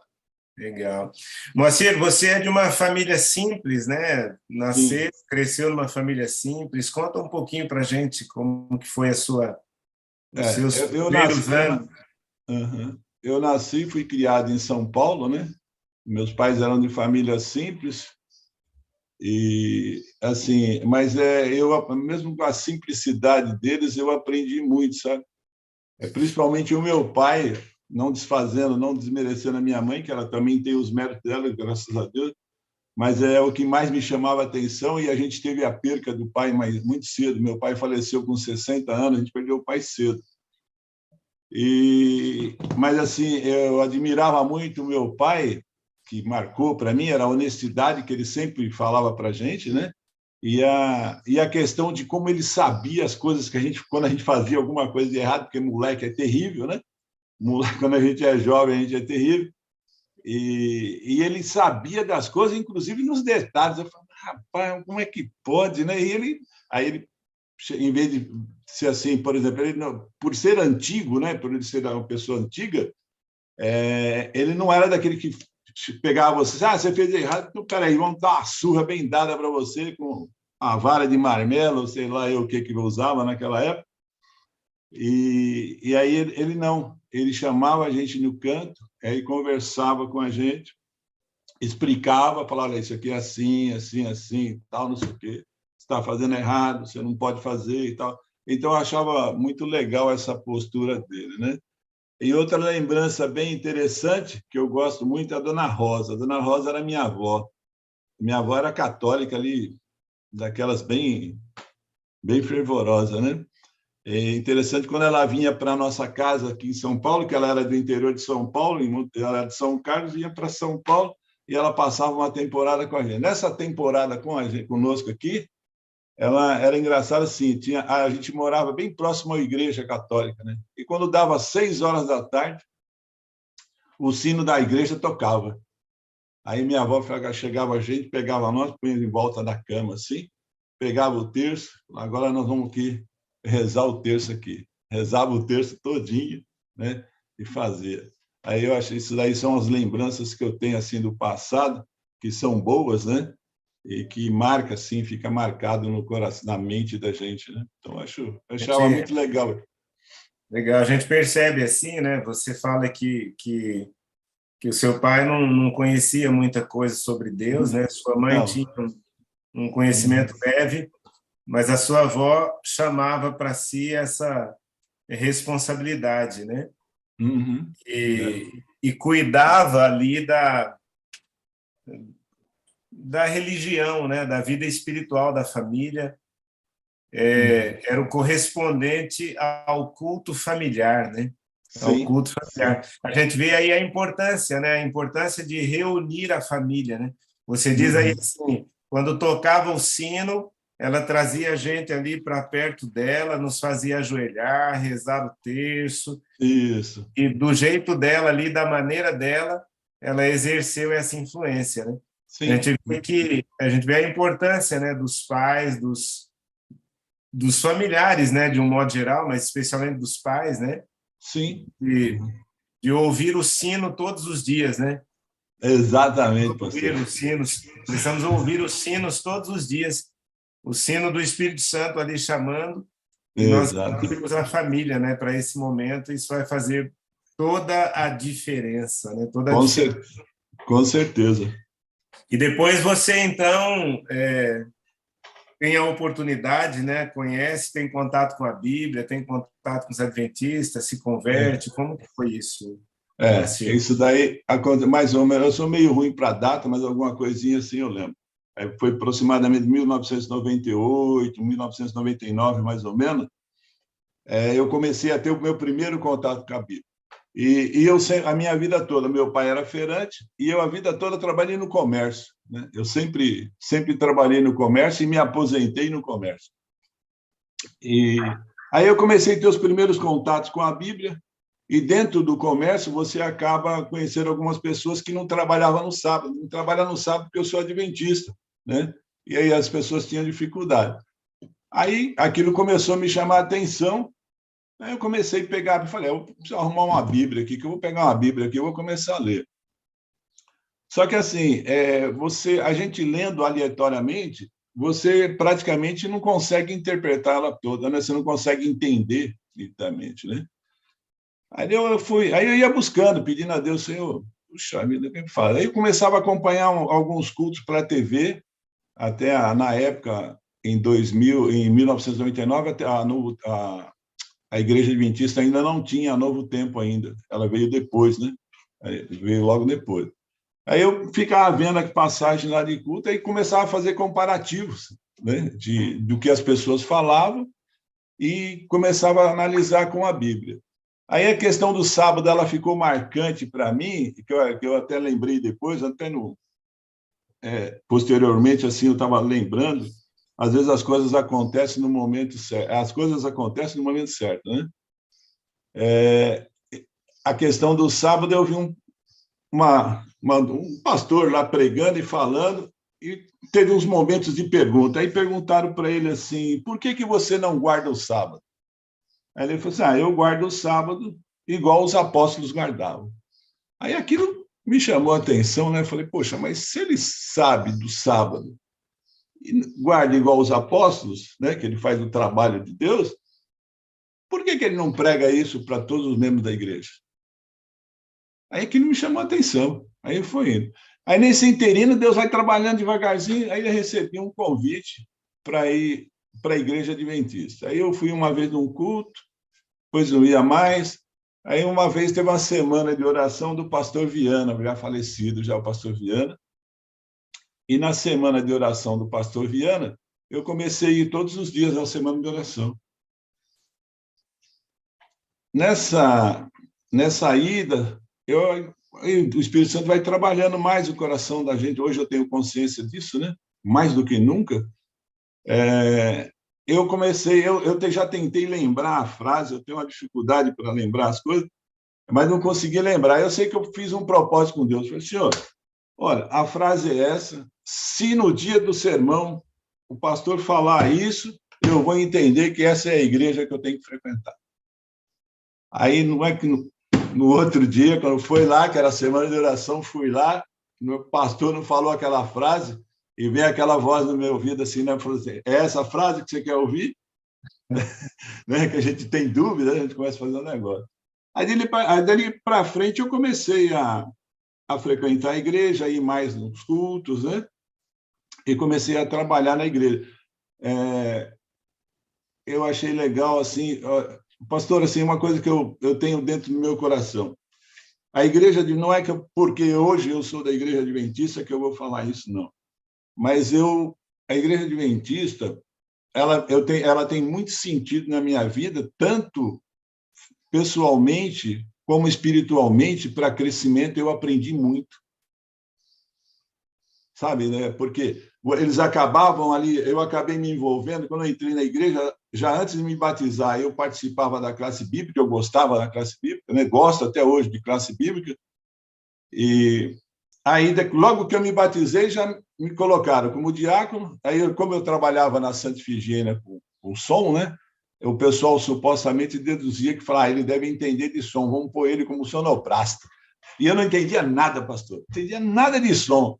Mas aí eu falei, puxa vida, me deram o trabalho. Aí eu fui, aí eu pedi a Deus para me ajudar. Aí eu comecei a pesquisar e olhava, ia na Santa Ifigênia com os amigos, como é que funciona isso, como é que não funciona, e fui aprendendo e fiquei.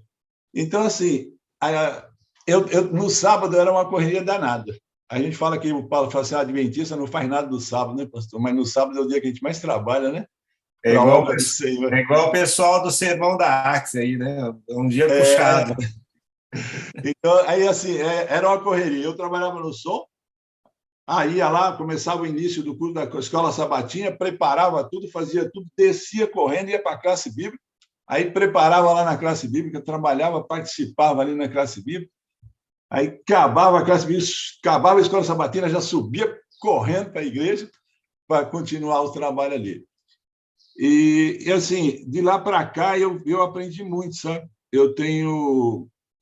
Até hoje, aliás, até hoje a gente vai crescendo, né? Crescimento espiritual. E é uma das coisas que eu falo que eu admiro muito a Deus, é a paciência que Deus tem conosco, né?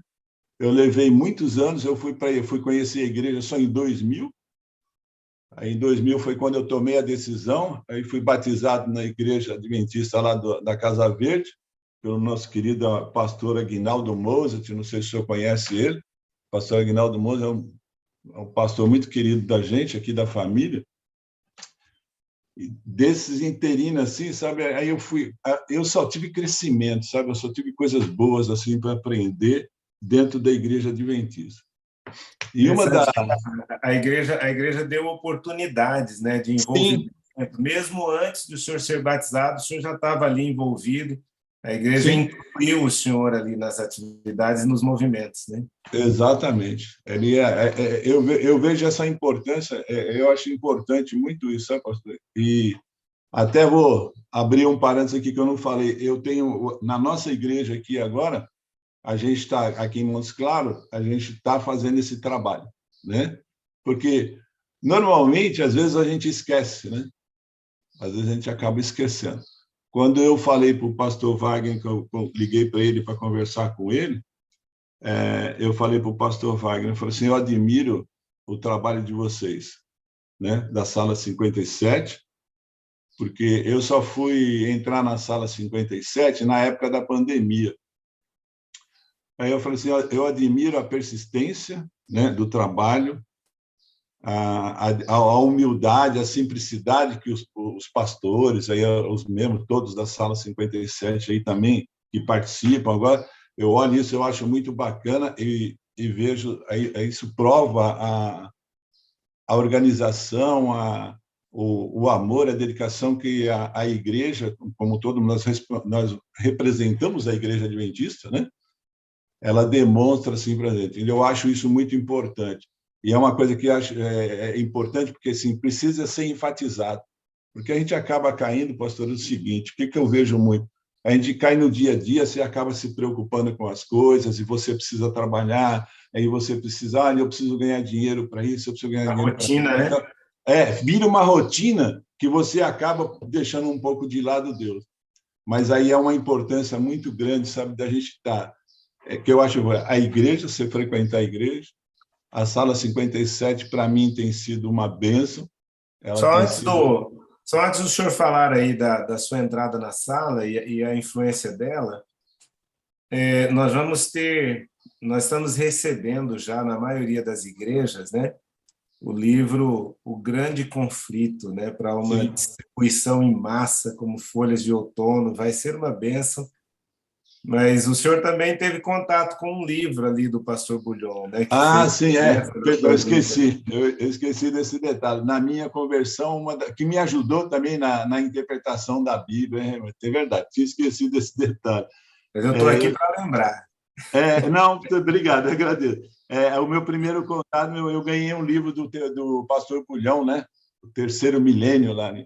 Aí que eu comecei a ler o livro e eu comecei a aprender alguns detalhes da Bíblia que a gente não sabia, né? Não conhecia, e também foi o que me ajudou. E é uma das coisas que eu também, toda vez que eu tenho oportunidade, eu procuro sempre dar livro, pastor, porque foi por intermédio do livro que eu comecei a conhecer mais, me aperfeiçoar, e até hoje é o que eu faço, né? Estudo a palavra de Deus, procuro o espírito de profecia, e vou fazendo aqueles estudos, e é muito legal, foi muito legal, muito bem lembrado, tinha esquecido, foi um livro que teve uma importância, né, na minha profissão. Eu quero, inclusive, reforçar isso, né, porque nós temos distribuído livros, né, e o livro agora, para o próximo ano, é o livro, né? O livro, né? É a oportunidade de nós lermos ou relermos, né, quem já leu um dia, e colocar isso na mão do povo. Eu não tenho nenhuma dúvida de que vai revolucionar, vai ser um avanço tremendo aí na pregação do Evangelho para alcançar pessoas e abreviar o reino de Deus, a implantação do reino de Deus. Mas e a sua entrada na sala? Como é que foi aí na sua correria? Então, aí foi assim, quando chegou a pandemia, as igrejas ficaram fechadas, que começamos a ter que fazer virtual todas as coisas, né? Todos os cultos, algumas igrejas tinham virtual, algumas não tinham. E aí minha esposa tinha umas amigas aqui de Montes Claros, inclusive acho que tem a irmã Selma, Maria Selma, se não me fugiu direito, se eu não estiver errado, ela mandava os links para minha esposa em São Paulo. A gente estava em São Paulo naquela época. Ela pode até levantar a mãozinha aí, se ela tiver aí, viu? Eu não sei se ela vai ter. Normalmente ela é moderadora aí, na sala aí. Aí eu comecei a assistir a primeira vez, gostei. Estava aqui em São Paulo ainda, na época. Eu estava em São Paulo ainda. Eu vim para cá no final do ano passado. Já vai fazer fez um ano agora, né? Vai fazer dezembro, fez um ano que eu estou aqui em Minas Gerais, em Montes Claros. E de lá aí a gente começou a entrar na sala 57, eu falei, poxa, que legal. Aí comecei a aprender coisas que eu não entendia, né? Não tinha. Uma delas é verbalizar o amor, né? A Maria Selma apareceu ali, ó. Oi, Selma, tudo bem? Não, Maria Selma, um trabalho bonito, hein? Ó, Maria Selma aí, tudo bem, Maria Selma? Vamos ouvir um pouquinho da versão da Maria Selma desse momento aí, Moacir? Como é que foi isso, Maria Selma? Fala aí, dá esse testemunho do envio dos links, olha a diferença. Espera aí. Pode falar, está aberto. Posso falar? Pode. Um abraço para a sala 57. Estou feliz de ver o meu irmão Moacir. Surpresa, irmão. Estamos juntos. Nós estivemos aí divulgando o link para os irmãos e aí alcançamos o irmão Moacir. Estou feliz de vê-lo aqui. Obrigado. Obrigado. Né? E é tão gostoso, né, Selma? A gente vê... Ontem ainda eu estava conversando com uma pessoa, a gente sempre encontra pessoas da sala, né? E a pessoa diz assim, olha, eu mando o link para um bocado de gente. Eu não sei se estão vendo, mas eu mando ali, continuo mandando todo dia. E é tão gostoso, né, quando a gente vê o resultado, né? Uma surpresa boa você está tendo hoje. Né? Eu sempre acompanho a irmã Eleusa e ela me fala que assiste a sala e eu fico super feliz. Tem outros irmãos também. E a gente está aí para fazer o trabalho de Deus. Que É isso aí. bênção! Vamos mandar o link. Obrigado, Selma, por aparecer aqui Nossa, e pelo trabalho bonito que você faz, né? Então, o senhor obrigada. começou a receber o link e como é que foi? Que diferença que foi fazendo? O que mudou na sua vida? Primeiro, assim, me ajudou no crescimento espiritual, me ajudou também na questão de verbalizar e de buscar mais o Espírito Santo. Embora eu já tenha tido uma experiência no passado, logo no começo, eu até esqueci de mencionar isso, a minha primeiro contato foi com as primeiras 40 madrugadas que teve pela APL, né? Na época até foi o pastor, me trouxeram o pastor Miguel ali, que eu não lembro o sobrenome dele, e o pastor Miguel que fez o evento ali e tal. E aí eu comecei, naquela 40 madrugadas, para mim foi bom também, foi um bom crescimento. De lá para cá eu aprendi a dar continuidade naquilo que eu já tinha parado um pouco, das madrugadas, né? Na sala 57 eu vi a necessidade. E era interessante, assim, é gostoso, porque a gente, naquela época, o Zoom, você não conseguia entrar com muita facilidade, né? Atingia 1.000 pessoas rapidamente. Então, você tem que acordar um pouco mais antes, já deixar o computador ligado ali, né? Para você poder entrar, ou senão você entrava pelo YouTube, sabe? Mas aí disso daí para mim foi bom, que a gente foi tendo esse crescimento, sabe, de aprender. E a gente reluta com isso, né? Esses dias eu estava pensando sobre isso.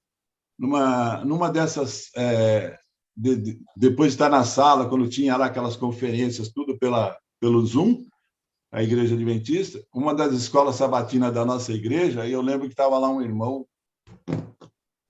passando a lição na escola sabatina, e eu estamos ali participando e conversando, e ele falando, e aí alguma coisa falava assim para mim, falava assim, ó, fala para ele assim, ó, eu te amo, preciso de você para ser feliz, você é a imagem visível de Deus, e eu creio mais em Deus porque você existe. E eu relutando, porque eu reluto com uma timidez, não parece que não, mas eu tenho uma timidez, né? É sério? E aquela timidez, aquele receio. É timidez e, ao mesmo tempo, é um medo da rejeição, né, que a gente tem, que a gente não deveria ter, né? Mas aí eu vou trabalhando devagarzinho com isso, Deus vai me moldando. Aí eu falando comigo, fala para ele, eu te amo. Eu falei, mas eu vou falar para ele que eu te amo, rapaz. Ali, né? Tinha ali não sei quantas pessoas, aqui é um número grande de pessoas, também, por isso que dá o friozinho na barriga de falar. Mas aí aí chegou uma hora, eu falei assim, Ariston, eu falei assim, eu amo você, preciso de você para ser feliz, você é a imagem visível de Deus, e eu creio mais em Deus porque você existe. Pronto, falei. Aí passou um tempo, quando foi mais tarde, ele me liga, Moacir, você não sabe o bem que você me fez. Falei, por quê, Alisson? O que foi? Eu estou cheio de problemas. Minha filha está no hospital internada, com um problema, não consegue resolver, com saúde, não sei o quê. Falei, irmão, eu fiz aquilo que o Espírito Santo mandou eu fazer e eu não queria fazer. Eu estava relutante para fazer, né? Porque foi a reação. Porque, engraçado, a mulher ela tem mais facilidade, né, pastor? A gente, como homem, a gente tem mais dificuldade. Eu li um livro a respeito disso daí, até o cara faz uma comparação muito interessante. Ele fala assim, a mulher vai no banheiro, ela convida uma outra mulher para ir no banheiro com ela, e elas vão conversando. E o homem não faz isso nem a pau, né? Eu falei, eu vou convidar um outro homem, mas, gente, é tão simples, né? É que a gente tem a maldade dentro da gente, da mente da gente, que impede a gente, às vezes, de fazer uma coisa, porque, às vezes, o irmão precisa, né? Que é o caso, muitas vezes a gente está numa situação... eu tive uma coisa simples demais, eu achei fantástico. Eu estava na igreja, aqui, já em Montes Claros, na igreja, eu estava ali meio chateado, triste. Acho que foi num culto de domingo, se eu não me engano. Aí, mas mesmo assim, a gente vai, né?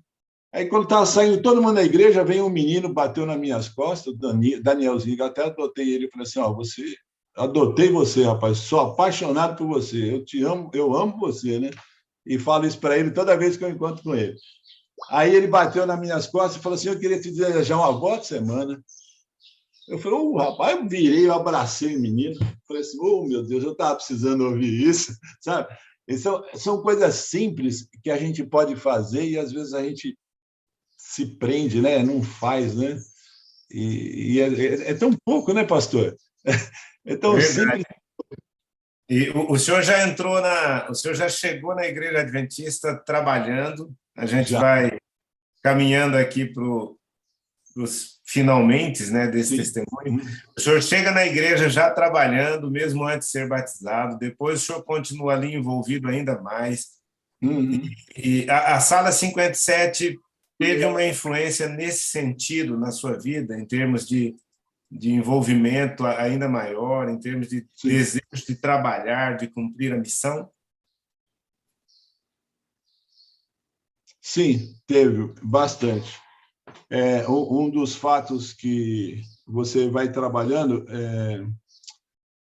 é uma das coisas que, com a aprendizagem que você vai tendo no dia a dia, eu me lembro que eu comecei a sentir a necessidade de fazer alguma coisa.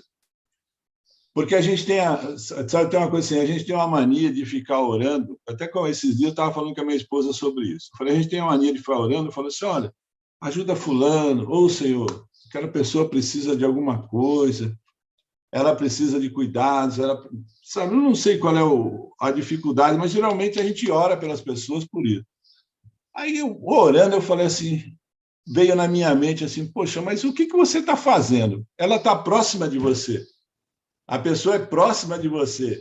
Aí você está transferindo a responsabilidade para Deus e você pode fazer alguma coisa. Né? E a gente não faz. Aí nesse daí foi me chamando a atenção, inclusive nas orações, pastor, assim, às vezes me incomoda, né? Eu estou orando, assim, na hora do almoço, a gente vai orar, agradecer o almoço, aí vem na minha mente, você está comendo, mas tem gente que não está comendo. O que você faz? Aí eu comecei a pedir a Deus, sabe? Eu vou pedindo a Deus, Senhor, me ajuda, me mostra, faça eu enxergar as coisas, né, que eu preciso enxergar. Aí vai trabalhando. Fui trabalhando. Aí me tocou, comecei a estudar o livro Reavivamento, por engano, hein? Por coincidência, hein, pastor? Esse aqui é o Reavivamento Verdadeiro. Eu comecei a estudar esse livro por engano, porque na Sala 57 entrou falando do livro, né? Passos do Reavivamento, né, que eu estudando. Aí tem hora que eu interpreto as coisas meio errado, não escuto direito, aí eu vou. Mas foi bom porque eu aprendi as coisas. Aí a igreja me chamou, que eu comecei a falar, eu queria falar isso para a igreja, né? Eu falei assim, gente, a gente precisa buscar o Espírito Santo para fazer as coisas, gente. Não adianta a gente querer fazer as coisas sem buscar a Deus, sem buscar a ajuda do Espírito Santo, porque ele é que vai trabalhar, ele é que vai fazer as coisas. Aí eu conversando, cobrando o pessoal da liderança da igreja, aí o rapaz falou assim, você vai falar. Então tá bom, então você vai falar isso. Até o dia eu estava com a camiseta da sala, eu falei, eu vou com a camiseta da Sala 57. Aí, aí fui falar. Aí eu falei, com o que eu vou falar, Senhor? Eu não tenho habilidade. Né? Aí, na semana, foi engraçado, não. Deus trabalha no momento certo e na hora certa. Né? O pastor Josanã fez um sermão na Sala 57 sobre esse assunto, né? Reavivamento falso e verdadeiro. Aí eu falei, tá aqui o que eu precisava, achei o material aqui. Aí não deu outro, né? Foi aquele material que eu peguei, o material dele, peguei, fui lá e falei para a igreja, já isso aqui, não precisa fazer. E até hoje eu acredito nisso, sabe, pastor? Aí o que eu aprendi que assim que está assim, me batendo agora? São duas coisas. Salvação de pessoas, para mim, hoje, convicção, e a Bíblia fala muito sobre isso, eu tenho certeza, que eu pesquisei, eu achei, acho que, mais de 10 versículos, ainda ontem eu me deparei com um ainda me falando sobre isso também. Mandamento, amar ao próximo, salvação do próximo.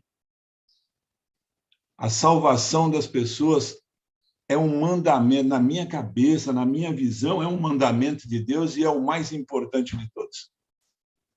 Na minha visão. Eu acredito que salvar pessoas. Aí você vai trabalhar na mente, né? Eu vou trabalhar na mente. Aí, o que eu aprendi mais? Eu aprendi o seguinte, as pessoas são diferentes umas das outras. Todos nós temos defeitos e falhas. O que eu preciso aprender? É olhar não os defeitos das pessoas, mas sim o que eu posso aproveitar naquela pessoa. Porque essa pessoa que tem falha é porque ela tem falta de conhecimento ou alguma coisa está acontecendo de errado que precisa ser trabalhada. mas ela tem coisas boas também. Aí eu preciso trabalhar essas coisas boas. Sabe, eu preciso aprender a trabalhar. Então, como líder de igreja aqui, como eu comecei a trabalhar aqui, aí a igreja não, me escolheu, né? E eu senti um peso muito grande, né? Por isso que eu venho trabalhando isso. Falou assim, olha, não, o Moacir vai ter que ser ancião da igreja. Eu falei, ô Jesus, toma conta. E eu sempre fugi, pastor. Eu sempre fugi de cargo, sabe? Aquele receio. Jonas. Isso, exatamente, exatamente. Aí eu sempre fiz igual o Jonas, fugi. Eu falei assim, eu não queria. Até na época de diaconato, que a gente fez lá vários cursos, lá, o pastor Aguinaldo até pediu para a gente fazer em outras igrejas, cursos de diácono, né? Aí chamaram para fazer ordenação, eu não quis ser ordenado. Não, eu não me sinto capaz, eu sou pecador, sou falho, tenho falha, eu vou querer, vocês vão me ordenar? Uma besteira que a gente tem, né? O inimigo coloca na cabeça da gente, né? E hoje a gente tem uma consciência melhor. Aí eu aceitei essa responsabilidade para 2023. Mas eu tenho trabalhado isso, pastor, sabe? Eu acredito muito nisso. A igreja tem pessoas com defeito? Tem, eu também sou. Eu também tenho falhas e também tenho defeitos. Mas a gente precisa aprender a trabalhar isso, sabe? A trabalhar da forma como Cristo trabalhou. Que bênção, né? É. Que bênção, né? As pessoas antes das coisas, né? E Deus tem tocado o coração e despertado esse desejo de amar e salvar, né? Que bênção. Exatamente. Que recadinho que o senhor deixa aqui para essa turma toda aqui? Eu estou vendo todo mundo atento aqui, o Zé Novaes, o Lázaro, né? Todo mundo aqui, a Cátia acompanhando o testemunho e tantos outros. Que recadinho que o senhor deixa para essa sala 57 de hoje, Moacir? Olha, a primeira delas é não deixe de frequentar a sala 57. Tá? Mesmo porque eu tenho certeza que a gente sempre vai aprender coisas novas e a gente vai poder praticar. A segunda dela, uma outra que eu deixo, orem, busquem o Espírito Santo, peça para que ele te dê força, sabedoria, coragem, tirar a timidez, aqueles que têm timidez, aqueles que têm dúvida, Deus tira as dúvidas, no seu tempo certo ele vai trabalhar e vai tirar suas dúvidas, não tenhas dúvida. Confia no Senhor, confia porque ele vai à frente, né? Deus sempre vai à frente, ele te dá as coisas e capacita, que nem o pastor Wagner falou para mim, Deus vai te capacitar. Né? Tem uma pessoa também que é uma moderadora aí que é da igreja da Casa Verde, a Érica Machado, ela também tem me ajudado muito. Na época a gente trabalhou junto na igreja da Casa Verde, ela membro lá e eu também. Então assim, persista, porque o que o inimigo mais vai querer fazer é desanimar você para que você não faça. Mas faça porque vai ser bom, vai ser importante. É uma coisa que pastor, é só você buscando a Deus, tendo uma comunhão com Deus, é que você vai conseguir entender isso, sabe? Eu não tenho palavras assim. Eu até tem uma frase assim que eu li num livro do Espírito de Profecia, né?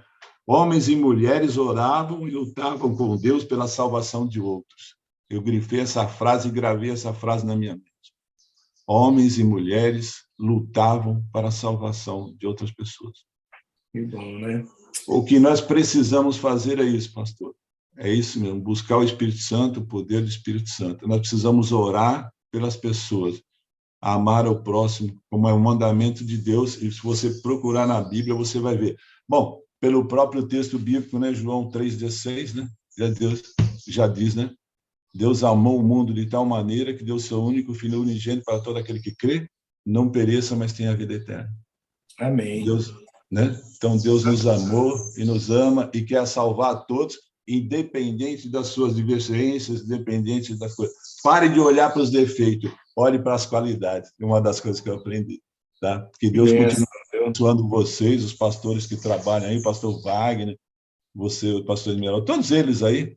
Pastor Edmir também, eu tenho uma admiração por ele, pelas frases, né, que eu tenho até muitas guardadas, inclusive uma do senhor também. do menino lá, que eu ainda eu tenho algumas coisas que eu não lavo, né? Você quer ser um bom pai, né? Seja o filho que você... Eu não esqueci até hoje disso. E é uma das coisas que a gente pode aplicar na nossa vida, hein, pastor? Você quer ser um bom membro? Seja. Você quer um bom membro? Você quer um bom... Seja aquela pessoa, né? Trabalha, faça o seu trabalho. Né? É verdade. Deus nos abençoe. Bênção. Que bênção, viu? Olha, o friozinho na barriga já se transformou no calorzinho no coração. De amém, amém. Graças a Deus. Todas, essa trajetória. Nós vamos fazer uma oração, assim, como é gostoso, né? Ouvir o testemunho de transformação. Eu vou fazer uma oração e depois da oração tem um pedido especial para fazer para o senhor. Prepara aí, aí que vai vir o frio na barriga mesmo. Aí vai, ei, Jesus, toma conta. Me ajuda, Senhor. Ele vai ajudar. Vamos orar e agradecer a Deus, porque o Espírito Santo conduziu tudo até aqui. Senhor Deus, nós estamos chegando ao final da Sala 57 de hoje. Que bênção maravilhosa, desde o salmo que lemos lá no começo. Amém. Depois os hinos cantados, a mensagem poderosa, o testemunho do Moacir. Que o Divino Espírito Santo continue atuando nos corações, deixando o nosso coração aquecido, apaixonado por Jesus, pela sua palavra, pelo desejo de salvar pessoas, de compartilhar, de cumprir a missão. Que a Sala 57 de hoje possa ter promovido um impacto tremendo na vida das pessoas e promova ainda mais naqueles que virão depois acompanhar e ouvir e ver. Amém. Obrigado pelo testemunho do Moacir, pela maneira como o Senhor dirigiu a vida dele, Amém. As pessoas que o Senhor usou no processo para incluí-lo, para colocá-lo para trabalhar, e também por podermos ouvir a ação poderosa do Espírito Santo transformando a vida dele e também transformando a nossa vida. Amém. Por favor, ó Pai, toma-nos em teus braços de amor, permaneça conosco no restante deste dia, primeiro dia da semana e também durante toda a semana. Abençoa cada um aqui da sala, cada adorador, as famílias, cerca o lar de cada um com os teus anjos poderosos. Nós oramos agradecidos no doce nome do nosso Senhor Jesus Cristo, que vive e reina para todos sempre. Amém, amém, amém. E amém. Amém. Amém. Bora lá para o pedido que eu vou fazer aqui. Vamos lá. Alguém já deve ter dito para o senhor que o senhor tem... De tímido, o senhor não tem nada, né? Pelo menos não dá para ver. Já me falaram. Já me falaram isso. E o senhor tem uma voz muito bonita, é uma voz de locutor. Não sei se já fez algum programa de rádio, mas de repente o Espírito Santo vai abrir uma porta aí em Montes Claros, porque aí o senhor vai estar atrás ali do microfone mesmo, não vai estar vendo ninguém, vai ser uma moleza. O meu pedido é o seguinte: eu quero ouvir com a sua poderosa voz de locutor, para que só depois todos falem um bom dia com alegria. Fala aí com esse vozeirão que o senhor tem. Bom dia com alegria? Ou o senhor quer a frase, aquela frase que eu estou aqui querendo falar também, que eu amo você? Não, fala a frase primeiro. Ouvir essa frase já é boa, mas só um pouquinho. Ouvir essa frase já é boa, mas com um vozeirão desse, fala aí. Eu amo vocês todos na sala, preciso de vocês para ser feliz. Vocês são a imagem visível de Deus e eu creio mais em Deus porque vocês existem, tá? Aí um bom dia com alegria para todos aí, para todos nós aí também, né? Bom dia com alegria! Dia com alegria! Bom dia! Bom dia com alegria!